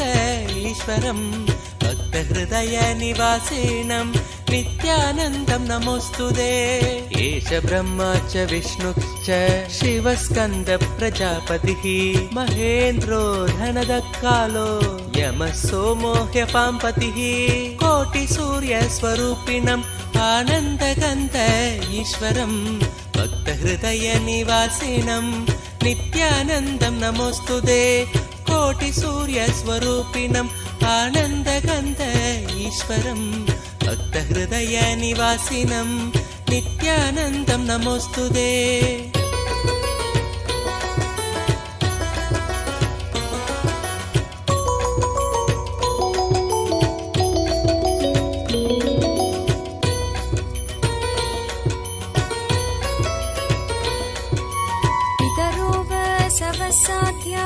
यश्विनौ मरुतो मनुः वायुर्वाग्नि प्रजाप्राण ऋतुकर्ता प्रभाकरः कोटिसूर्यस्वरूपिणम् आनन्दगन्ध ईश्वरं भक्तहृदयनिवासिनं नित्यानन्दं नमोऽस्तुते कोटिसूर्यस्वरूपिणम् आनन्दगन्ध ईश्वरं भक्तहृदयनिवासिनं नित्यानन्दं नमोऽस्तुते आदित्य सविता सूर्य खगशोषागभस्तिमान् सुवर्ण सखशोभानुर्हिरण्यरेता दिवाकर कोटिसूर्यस्वरूपिणम् आनन्दगन्ध ईश्वरं भक्तहृदयनिवासिनं नित्यानन्दं नमोऽस्तुते कोटिसूर्यस्वरूपिणम् आनन्दगन्ध ईश्वरं भक्तहृदयनिवासिनं नित्यानन्दं नमोऽस्तुते हरिदश्व सहस्रार्चि सप्तसप्तिर्मरीचिमान् तिमिरोन्मत्तन् शम्भुत्विष्टा मार्ताण्डांशुमान् कोटिसूर्यस्वरूपिणम् आनन्दगन्ध ईश्वरं भक्तहृदयनिवासिनं नित्यानन्दं नमोऽस्तुते कोटिसूर्यस्वरूपिणम् आनन्दगन्ध ईश्वरं भक्तहृदयनिवासिनं नित्यानन्दं नमोऽस्तुते हिरण्यगर्भ शिशिरः स्तपनो भास्करो रविः अग्निगर्भो अतिदे पुत्र शङ्कः शिशिरनाशनः कोटिसूर्यस्वरूपिणम् आनन्दगन्ध ईश्वरं भक्तहृदयनिवासिनं नित्यानन्दं नमोऽस्तुते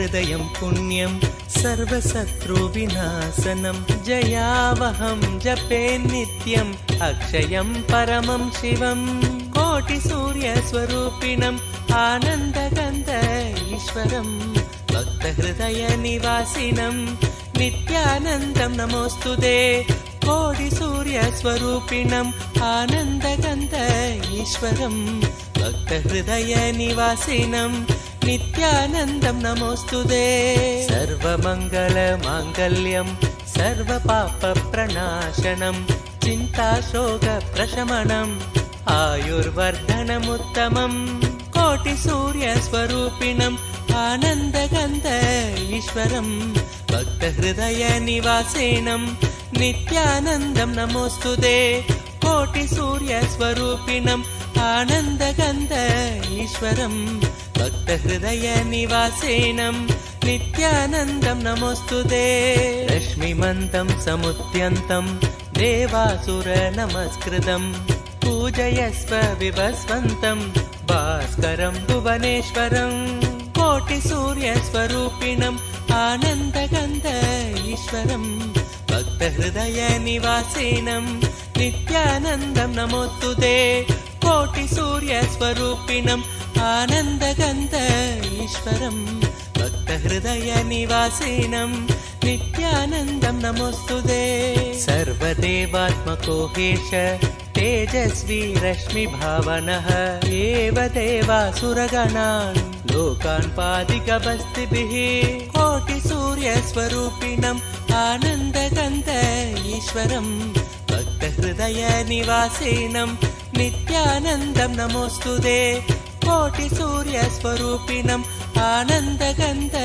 ईश्वरं भक्तहृदयनिवासिनं नित्यानन्दं नमोऽस्तुते एष ब्रह्मा च विष्णुश्च शिवस्कन्द प्रजापतिः महेन्द्रो धनदकालो यमः सोमो ह्यपाम्पतिः कोटिसूर्यस्वरूपिणम् आनन्दगन्ध ईश्वरं भक्तहृदयनिवासिनं नित्यानन्दं नमोऽस्तुते कोटिसूर्यस्वरूपिणम् आनन्दगन्ध ईश्वरं भक्तहृदयनिवासिनं नित्यानन्दं नमोऽस्तुते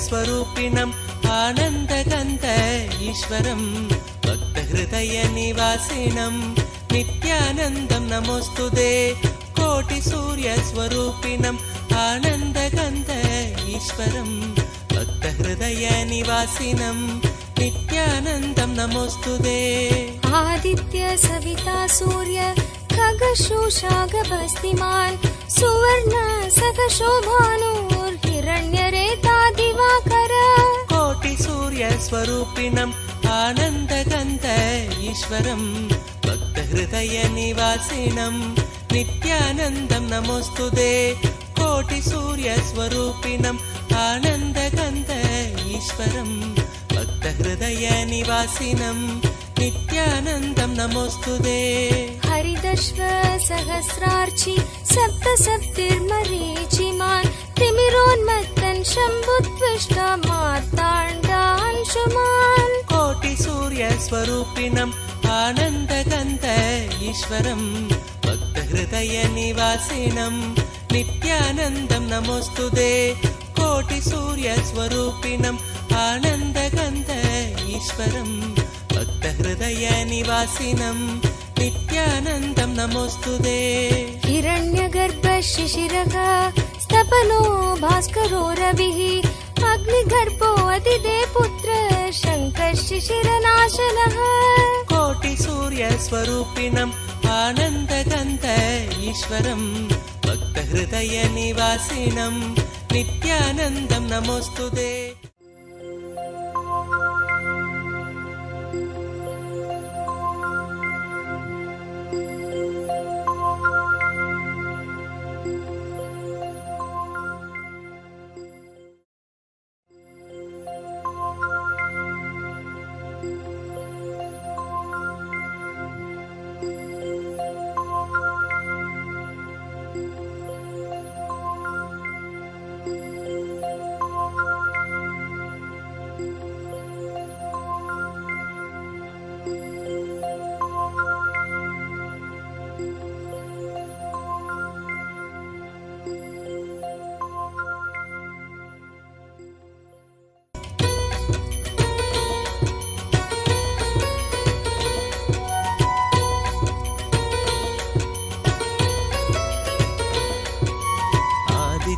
हृदयं पुण्यं सर्वशत्रुविनाशनं जयावहं जपे नित्यम् अक्षयं परमं शिवं कोटिसूर्यस्वरूपिणम् आनन्दगन्ध ईश्वरं भक्तहृदयनिवासिनं नित्यानन्दं नमोऽस्तुते कोटिसूर्यस्वरूपिणम् आनन्दगन्ध ईश्वरं भक्तहृदयनिवासिनं नित्यानन्दं नमोऽस्तुते सर्वमङ्गलमाङ्गल्यं सर्वपापप्रणाशनं चिन्ताशोकप्रशमनम् आयुर्वर्धनमुत्तमं कोटिसूर्यस्वरूपिणम् आनन्दगन्ध ईश्वरं भक्तहृदयनिवासिनं नित्यानन्दं नमोऽस्तुते कोटिसूर्यस्वरूपिणम् आनन्दगन्ध ईश्वरं भक्तहृदयनिवासिनं नित्यानन्दं नमोऽस्तुते रश्मिमन्तं समुद्यन्तं देवासुरनमस्कृतं पूजयस्व विभस्वन्तं भास्करं भुवनेश्वरं कोटिसूर्यस्वरूपिणम् आनन्दगन्ध ईश्वरं भक्तहृदयनिवासिनं नित्यानन्दं नमोऽस्तुते कोटिसूर्यस्वरूपिणम् आनन्दगन्ध ईश्वरं भक्तहृदयनिवासिनं नित्यानन्दं नमोऽस्तुते सर्वदेवात्मको हेश तेजस्वी रश्मिभावनः एव देवासुरगणान् लोकान् पादिकबस्तिभिः कोटिसूर्यस्वरूपिणम् आनन्दगन्ध ईश्वरं भक्तहृदयनिवासिनं नित्यानन्दं नमोऽस्तुते कोटिसूर्यस्वरूपिणम् आनन्दगन्ध ईश्वरं भक्तहृदयनिवासिनं नित्यानन्दं नमोऽस्तुते एष ब्रह्मा च विष्णुश्च शिवस्कन्द प्रजापतिः महेन्द्रो धनदकालो यमः सोमो ह्यपाम्पतिः कोटिसूर्यस्वरूपिणम् आनन्दगन्ध ईश्वरं भक्तहृदयनिवासिनं नित्यानन्दं नमोऽस्तुते कोटिसूर्यस्वरूपिणम् आनन्दगन्ध ईश्वरं भक्तहृदयनिवासिनं नित्यानन्दं नमोऽस्तुते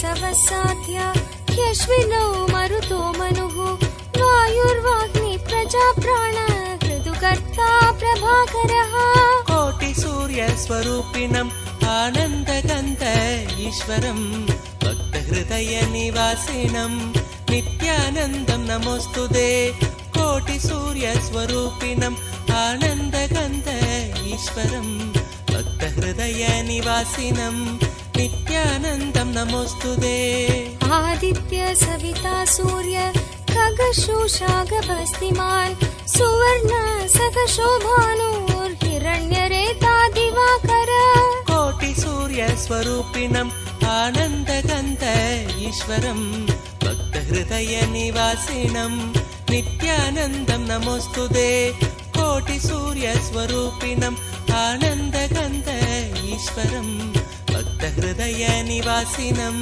नित्यानन्दं नमोऽस्तुते हरिदश्व सहस्रार्चि सप्तसप्तिर्मरीचिमान् तिमिरोन्मत्तन् शम्भुत्विष्ट मार्ताण्डांशुमान् कोटिसूर्यस्वरूपिणम् आनन्दगन्ध ईश्वरं भक्तहृदयनिवासिनं नित्यानन्दं नमोऽस्तुते कोटिसूर्यस्वरूपिणम् आनन्दगन्ध ईश्वरं भक्तहृदयनिवासिनं नित्यानन्दं नमोऽस्तुते हिरण्यगर्भ शिशिरः स्तपनो भास्करो रविः अग्निगर्भो अदिते पुत्र शङ्कः शिशिरनाशनः कोटिसूर्यस्वरूपिणम् आनन्दगन्ध ईश्वरं भक्तहृदयनिवासिनं नित्यानन्दं नमोऽस्तुते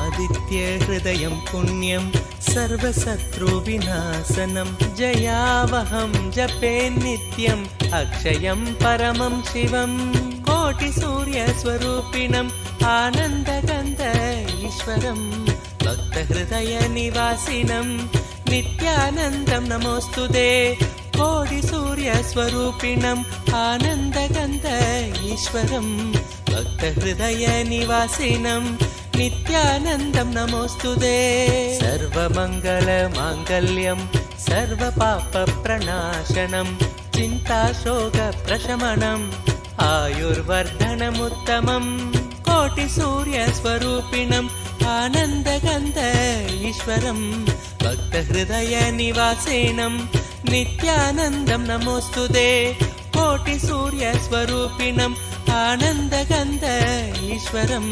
भक्तहृदयनिवासिनं नित्यानन्दं नमोऽस्तुते रश्मिमन्तं समुद्यन्तं देवासुरनमस्कृतं पूजयस्व विभस्वन्तं भास्करं भुवनेश्वरं कोटिसूर्यस्वरूपिणम् आनन्दगन्ध ईश्वरं भक्तहृदयनिवासिनं नित्यानन्दं नमोऽस्तु ते। कोटिसूर्यस्वरूपिणम् आनन्दगन्ध ईश्वरं भक्तहृदयनिवासिनं नित्यानन्दं नमोऽस्तु ते। सर्वदेवात्मको हेश तेजस्वी रश्मिभावनः एव देवासुरगणान् लोकान् पादिकबस्तिभिः कोटिसूर्यस्वरूपिणम् आनन्दगन्ध ईश्वरं भक्तहृदयनिवासिनं नित्यानन्दं नमोऽस्तु ते। कोटिसूर्यस्वरूपिणम् आनन्दगन्ध ईश्वरं भक्तहृदयनिवासिनं नित्यानन्दं नमोऽस्तु ते। एष ब्रह्मा च विष्णुश्च शिवस्कन्द प्रजापतिः महेन्द्रो धनदकालो यमः सोमो ह्यपाम्पतिः कोटिसूर्यस्वरूपिणम् आनन्दगन्ध ईश्वरं भक्तहृदयनिवासिनं नित्यानन्दं नमोऽस्तु ते। कोटिसूर्यस्वरूपिणम् आनन्दगन्ध ईश्वरं भक्तहृदयनिवासिनं नित्यानन्दं नमोऽस्तु ते।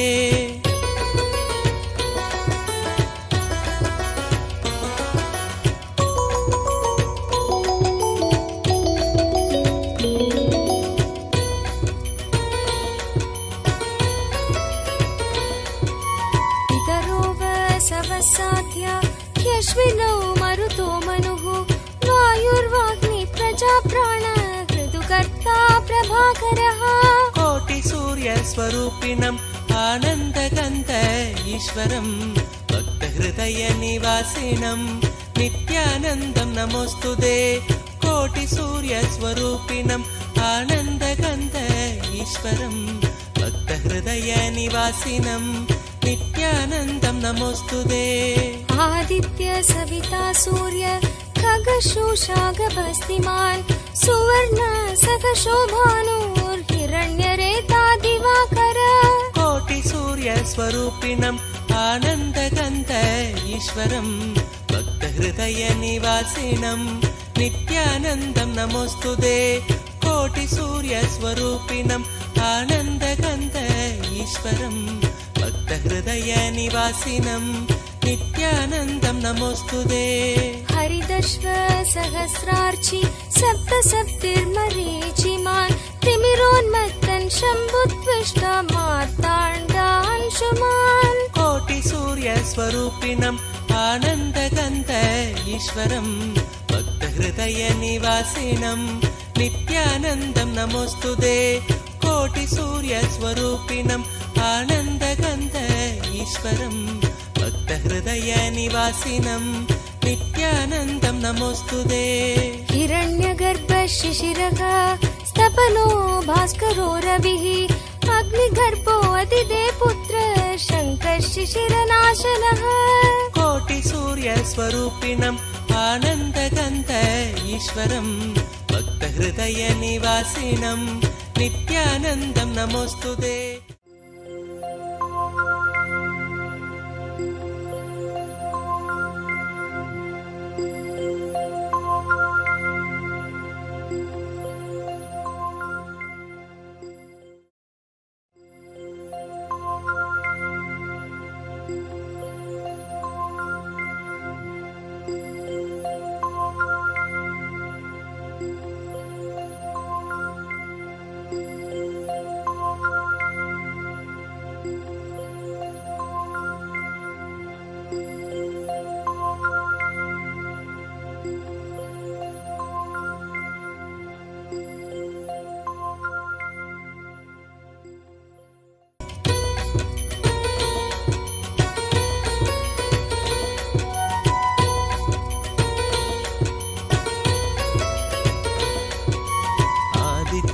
हृदयं पुण्यं सर्वशत्रुविनाशनं जयावहं जपे नित्यम् अक्षयं परमं शिवं कोटिसूर्यस्वरूपिणम् आनन्दगन्ध ईश्वरं भक्तहृदयनिवासिनं नित्यानन्दं नमोऽस्तु ते।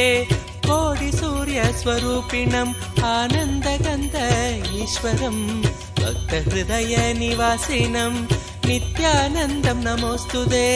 सर्वमङ्गलमाङ्गल्यं सर्वपापप्रणाशनं चिन्ताशोकप्रशमनम् आयुर्वर्धनमुत्तमम् कोटिसूर्यस्वरूपिणम् आनन्दगन्ध ईश्वरं भक्तहृदयनिवासिनं नित्यानन्दं नमोऽस्तुते।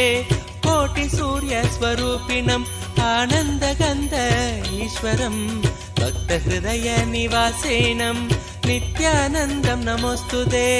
रश्मिमन्तं समुद्यन्तं देवासुरनमस्कृतं पूजयस्व विभस्वन्तं भास्करं भुवनेश्वरं कोटिसूर्यस्वरूपिणम् आनन्दगन्ध ईश्वरं भक्तहृदयनिवासिनं नित्यानन्दं नमोऽस्तुते। कोटिसूर्यस्वरूपिणम् आनन्दगन्ध ईश्वरं भक्तहृदयनिवासिनं नित्यानन्दं नमोऽस्तुते।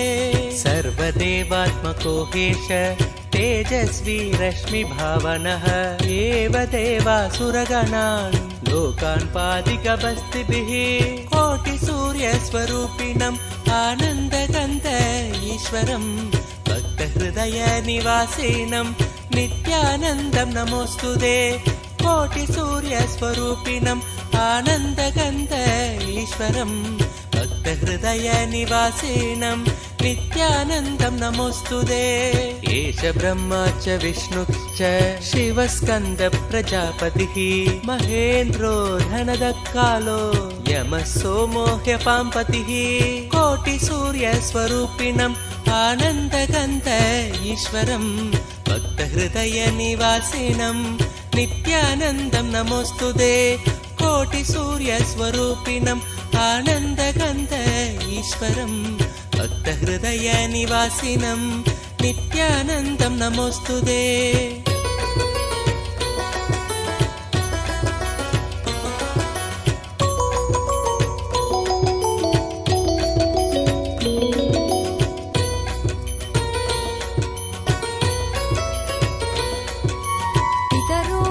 सवसाध्या ह्यश्विनौ मरुतो मनुः वायुर्वाग्नि प्रजाप्राण ऋतुकर्ता प्रभाकरः कोटिसूर्यस्वरूपिणम् आनन्दगन्ध ईश्वरं भक्तहृदयनिवासिनं नित्यानन्दं नमोऽस्तुते। कोटिसूर्यस्वरूपिणम् आनन्दगन्ध ईश्वरं भक्तहृदयनिवासिनं नित्यानन्दं नमोऽस्तुते। आदित्य सविता सूर्य खगशोषागभस्तिमान् सुवर्ण सखशोभानुर्हिरण्यरेता दिवाकर कोटिसूर्यस्वरूपिणम् आनन्दगन्ध ईश्वरं भक्तहृदयनिवासिनं नित्यानन्दं नमोऽस्तुते। कोटिसूर्यस्वरूपिणम् आनन्दगन्ध ईश्वरं भक्तहृदयनिवासिनं नित्यानन्दं नमोऽस्तुते। हरिदश्व सहस्रार्चि सप्तसप्तिर्मरीचिमान् तिमिरोन्मत्तन् शम्भुत्विष्ट मार्ताण्डांशुमान् कोटिसूर्यस्वरूपिणम् आनन्दगन्ध ईश्वरं भक्तहृदयनिवासिनं नित्यानन्दं नमोऽस्तुते।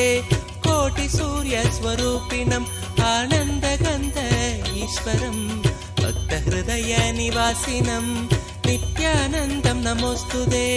हिरण्यगर्भ शिशिरः स्तपनो भास्करो रविः अग्निगर्भो अतिदे पुत्र शङ्कः शिशिरनाशनः कोटिसूर्यस्वरूपिणम् आनन्दगन्ध ईश्वरं भक्तहृदयनिवासिनं नित्यानन्दं नमोऽस्तुते।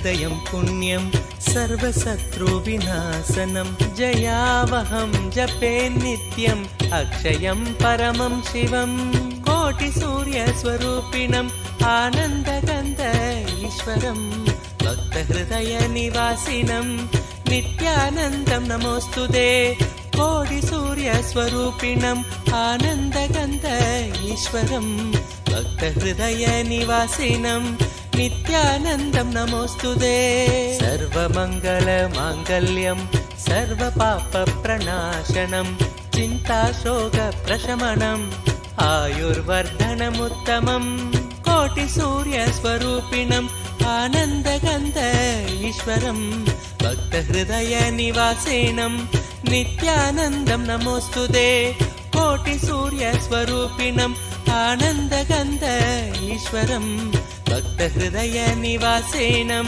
नित्यानन्दं नमोऽस्तुते रश्मिमन्तं समुद्यन्तं देवासुरनमस्कृतं पूजयस्व विभस्वन्तं भास्करं भुवनेश्वरं कोटिसूर्यस्वरूपिणम् आनन्दगन्ध ईश्वरं भक्तहृदयनिवासिनं नित्यानन्दं नमोऽस्तुते कोटिसूर्यस्वरूपिणम् आनन्दगन्ध ईश्वरं भक्तहृदयनिवासिनं नित्यानन्दं नमोऽस्तुते सर्वदेवात्मको हेश तेजस्वी रश्मिभावनः एव देवासुरगणान् लोकान् पादिकबस्तिभिः कोटिसूर्यस्वरूपिणम् आनन्दगन्ध ईश्वरं भक्तहृदयनिवासिनं नित्यानन्दं नमोऽस्तुते कोटिसूर्यस्वरूपिणम् आनन्दगन्ध ईश्वरं भक्तहृदयनिवासिनं नित्यानन्दं नमोऽस्तुते एष ब्रह्मा च विष्णुश्च शिवस्कन्द प्रजापतिः महेन्द्रो धनदकालो यमः सोमो ह्यपाम्पतिः कोटिसूर्यस्वरूपिणम् आनन्दगन्ध ईश्वरं भक्तहृदयनिवासिनं नित्यानन्दं नमोऽस्तुते कोटिसूर्यस्वरूपिणम् आनन्दगन्ध ईश्वरं भक्तहृदयनिवासिनं नित्यानन्दं नमोऽस्तुते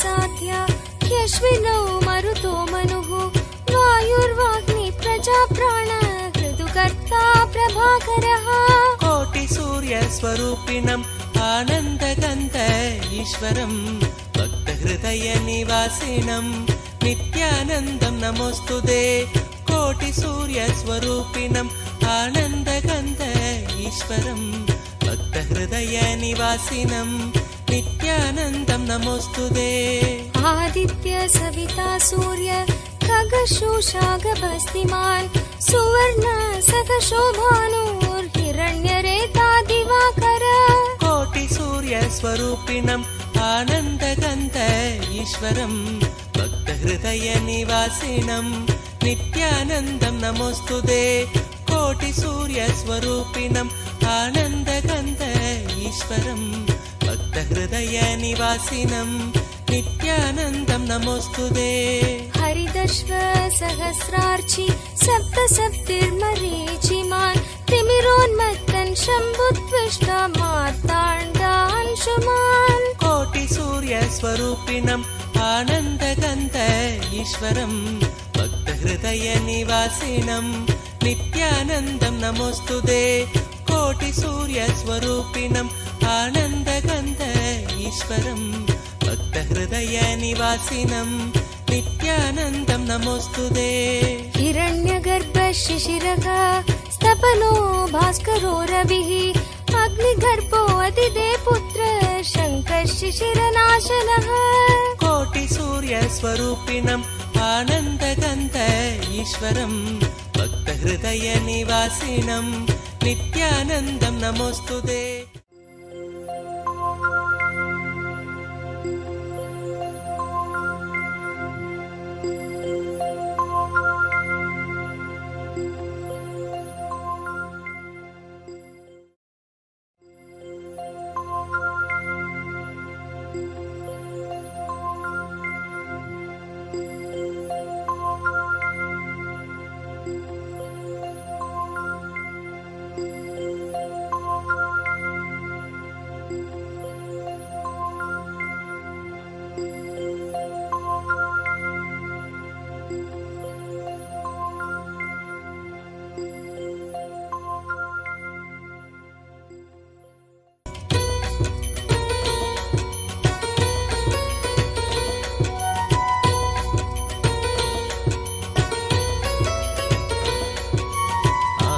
नित्यहृदयं पुण्यं सर्वशत्रुविनाशनं जयावहं जपे नित्यम् अक्षयं परमं शिवं कोटिसूर्यस्वरूपिणम् आनन्दगन्ध ईश्वरं भक्तहृदयनिवासिनं नित्यानन्दं नमोऽस्तुते कोटिसूर्यस्वरूपिणम् आनन्दगन्ध ईश्वरं भक्तहृदयनिवासिनं नित्यानन्दं नमोऽस्तुते सर्वमङ्गलमाङ्गल्यं सर्वपापप्रणाशनं चिन्ताशोकप्रशमनम् आयुर्वर्धनमुत्तमम् कोटिसूर्यस्वरूपिणम् आनन्दगन्ध ईश्वरं भक्तहृदयनिवासिनं नित्यानन्दं नमोऽस्तुते कोटिसूर्यस्वरूपिणम् आनन्दगन्ध ईश्वरं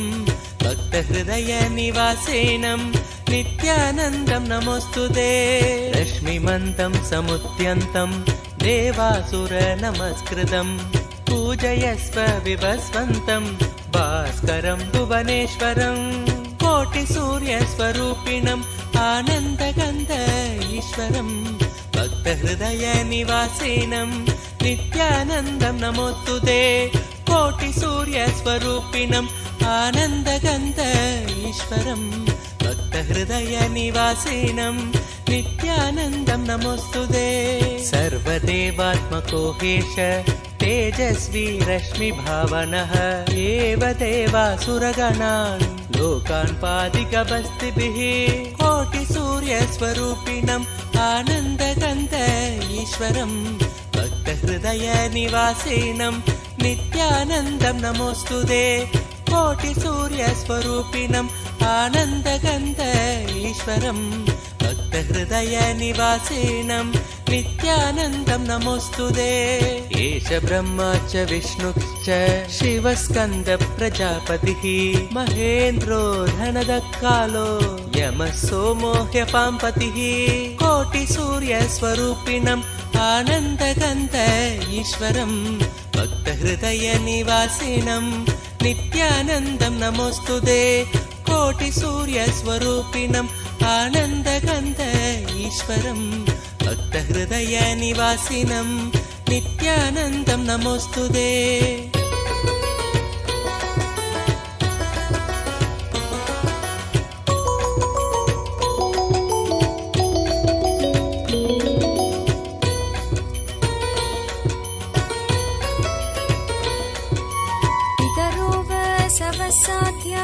ह्यश्विनौ मरुतो मनुः वायुर्वाग्नि प्रजाप्राण ऋतुकर्ता प्रभाकरः कोटिसूर्यस्वरूपिणम् आनन्दगन्ध ईश्वरं भक्तहृदयनिवासिनं नित्यानन्दं नमोऽस्तुते कोटिसूर्यस्वरूपिणम् आनन्दगन्ध ईश्वरं भक्तहृदयनिवासिनं नित्यानन्दं नमोऽस्तुते आदित्य सविता सूर्य खगशोषागभस्तिमान् सुवर्ण सखशोभानुर्हिरण्यरेता दिवाकर कोटिसूर्यस्वरूपिणम् आनन्दगन्ध ईश्वरं भक्तहृदयनिवासिनं नित्यानन्दं नमोऽस्तुते कोटिसूर्यस्वरूपिणम् आनन्दगन्ध ईश्वरं भक्तहृदयनिवासिनं नित्यानन्दं नमोऽस्तुते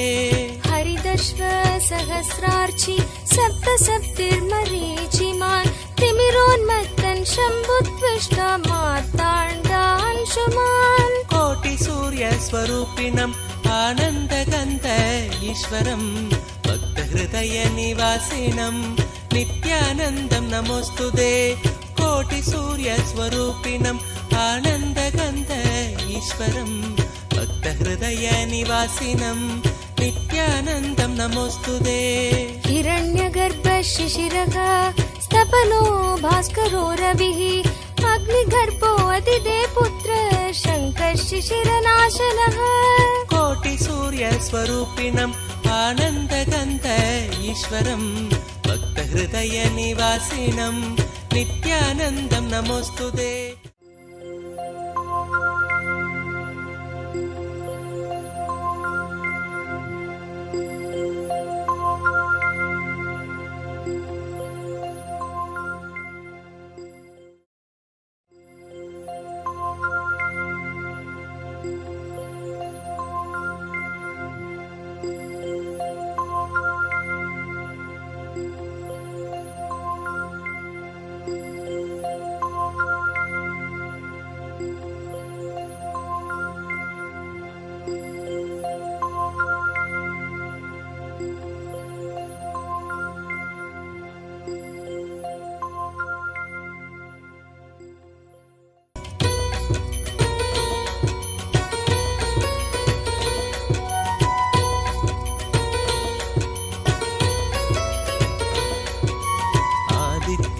भक्तहृदयं पुण्यं सर्वशत्रुविनाशनं जयावहं जपे नित्यम् अक्षयं परमं शिवं कोटिसूर्यस्वरूपिणम् आनन्दगन्ध ईश्वरं भक्तहृदयनिवासिनं नित्यानन्दं नमोऽस्तुते कोटिसूर्यस्वरूपिणम् आनन्दगन्ध ईश्वरं भक्तहृदयनिवासिनं नित्यानन्दं नमोऽस्तुते सर्वमङ्गलमाङ्गल्यं सर्वपापप्रणाशनं चिन्ताशोकप्रशमनम् आयुर्वर्धनमुत्तमं कोटिसूर्यस्वरूपिणम् आनन्दगन्ध ईश्वरं भक्तहृदयनिवासिनं नित्यानन्दं नमोऽस्तुते कोटिसूर्यस्वरूपिणम् आनन्दगन्ध ईश्वरं भक्तहृदयनिवासिनं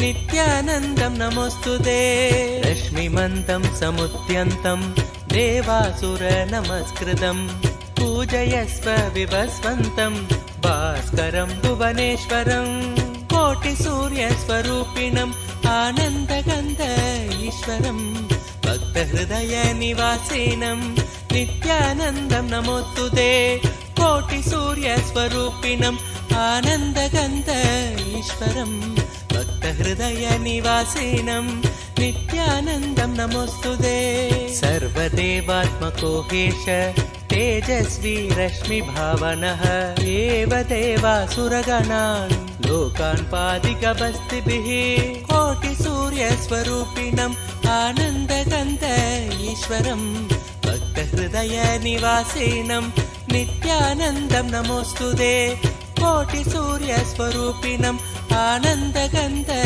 ईश्वरं भक्तहृदयनिवासिनं नित्यानन्दं नमोऽस्तुते एष ब्रह्मा च विष्णुश्च शिवस्कन्द प्रजापतिः महेन्द्रो धनदकालो यमः सोमो ह्यपाम्पतिः कोटिसूर्यस्वरूपिणम् आनन्दगन्ध ईश्वरं भक्तहृदयनिवासिनं नित्यानन्दं नमोऽस्तुते कोटिसूर्यस्वरूपिणम् आनन्दगन्ध ईश्वरं भक्तहृदयनिवासिनं नित्यानन्दं नमोऽस्तुते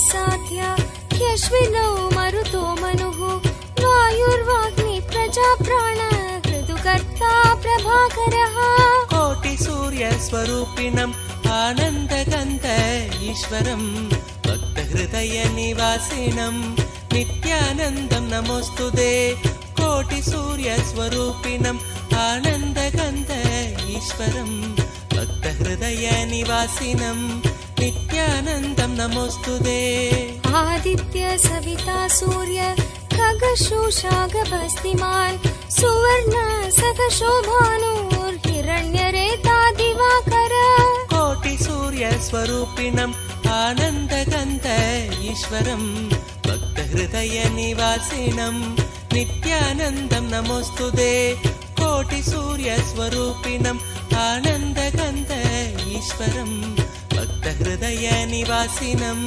नित्यानन्दं नमोऽस्तुते हरिदश्व सहस्रार्चि सप्तसप्तिर्मरीचिमान् तिमिरोन्मत्तन् शम्भुत्विष्टा मार्ताण्डांशुमान् कोटिसूर्यस्वरूपिणम् आनन्दगन्ध ईश्वरं भक्तहृदयनिवासिनं नित्यानन्दं नमोऽस्तुते कोटिसूर्यस्वरूपिणम् आनन्दगन्ध ईश्वरं भक्तहृदयनिवासिनं नित्यानन्दं नमोऽस्तुते हिरण्यगर्भ शिशिरः स्तपनो भास्करो रविः अग्निगर्भो अतिदे पुत्र शङ्कः शिशिरनाशनः कोटिसूर्यस्वरूपिणम् आनन्दगन्ध ईश्वरं भक्तहृदयनिवासिनं नित्यानन्दं नमोऽस्तुते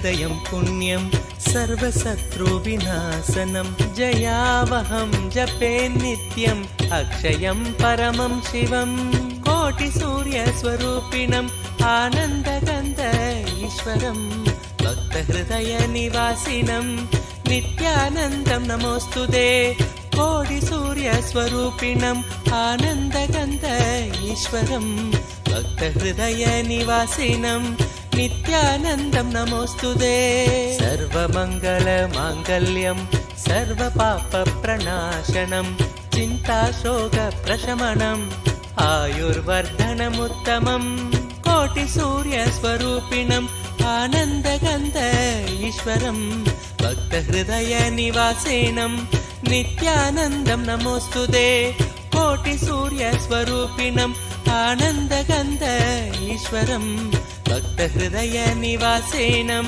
नित्यानन्दं नमोऽस्तुते रश्मिमन्तं समुद्यन्तं देवासुरनमस्कृतं पूजयस्व विभस्वन्तं भास्करं भुवनेश्वरं कोटिसूर्यस्वरूपिणम् आनन्दगन्ध ईश्वरं भक्तहृदयनिवासिनं नित्यानन्दं नमोऽस्तुते कोटिसूर्यस्वरूपिणम् आनन्दगन्ध ईश्वरं भक्तहृदयनिवासिनं नित्यानन्दं नमोऽस्तुते सर्वदेवात्मको हेश तेजस्वी रश्मिभावनः एव देवासुरगणान् लोकान् पादिकबस्तिभिः कोटिसूर्यस्वरूपिणम् आनन्दगन्ध ईश्वरं भक्तहृदयनिवासिनं नित्यानन्दं नमोऽस्तुते कोटिसूर्यस्वरूपिणम् आनन्दगन्ध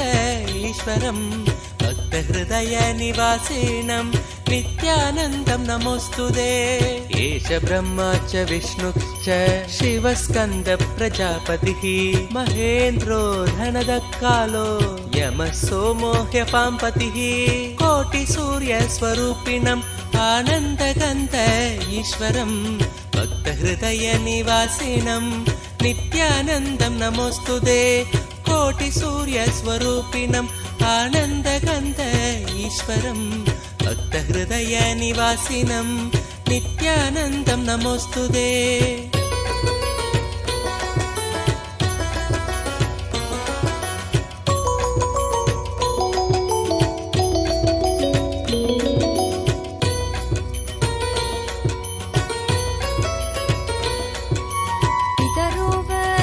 साध्या ह्यश्विनौ मरुतो मनुः वायुर्वाग्नि प्रजाप्राण ऋतुकर्ता प्रभाकरः कोटिसूर्यस्वरूपिणम् आनन्दगन्ध ईश्वरं भक्तहृदयनिवासिनं नित्यानन्दं नमोऽस्तुते कोटिसूर्यस्वरूपिणम् आनन्दगन्ध ईश्वरं भक्तहृदयनिवासिनं नित्यानन्दं नमोऽस्तुते आदित्य सविता सूर्य खगशोषागभस्तिमान् सुवर्ण सखशोभानुर्हिरण्यरेता दिवाकर कोटिसूर्यस्वरूपिणम् आनन्दगन्ध ईश्वरं भक्तहृदयनिवासिनं नित्यानन्दं नमोऽस्तुते कोटिसूर्यस्वरूपिणम् आनन्दगन्ध ईश्वरं भक्तहृदयनिवासिनं नित्यानन्दं नमोऽस्तुते हरिदश्व सहस्रार्चि सप्तसप्तिर्मरीचिमान् तिमिरोन्मत्तन् शम्भुत्विष्ट मार्ताण्डांशुमान् कोटिसूर्यस्वरूपिणम् आनन्दगन्ध ईश्वरं भक्तहृदयनिवासिनं नित्यानन्दं नमोऽस्तुते कोटिसूर्यस्वरूपिणम् आनन्दगन्ध ईश्वरं भक्तहृदयनिवासिनं नित्यानन्दं नमोऽस्तुते हिरण्यगर्भ शिशिरः स्तपनो भास्करो रविः अग्निगर्भो अतिदे पुत्र शङ्कर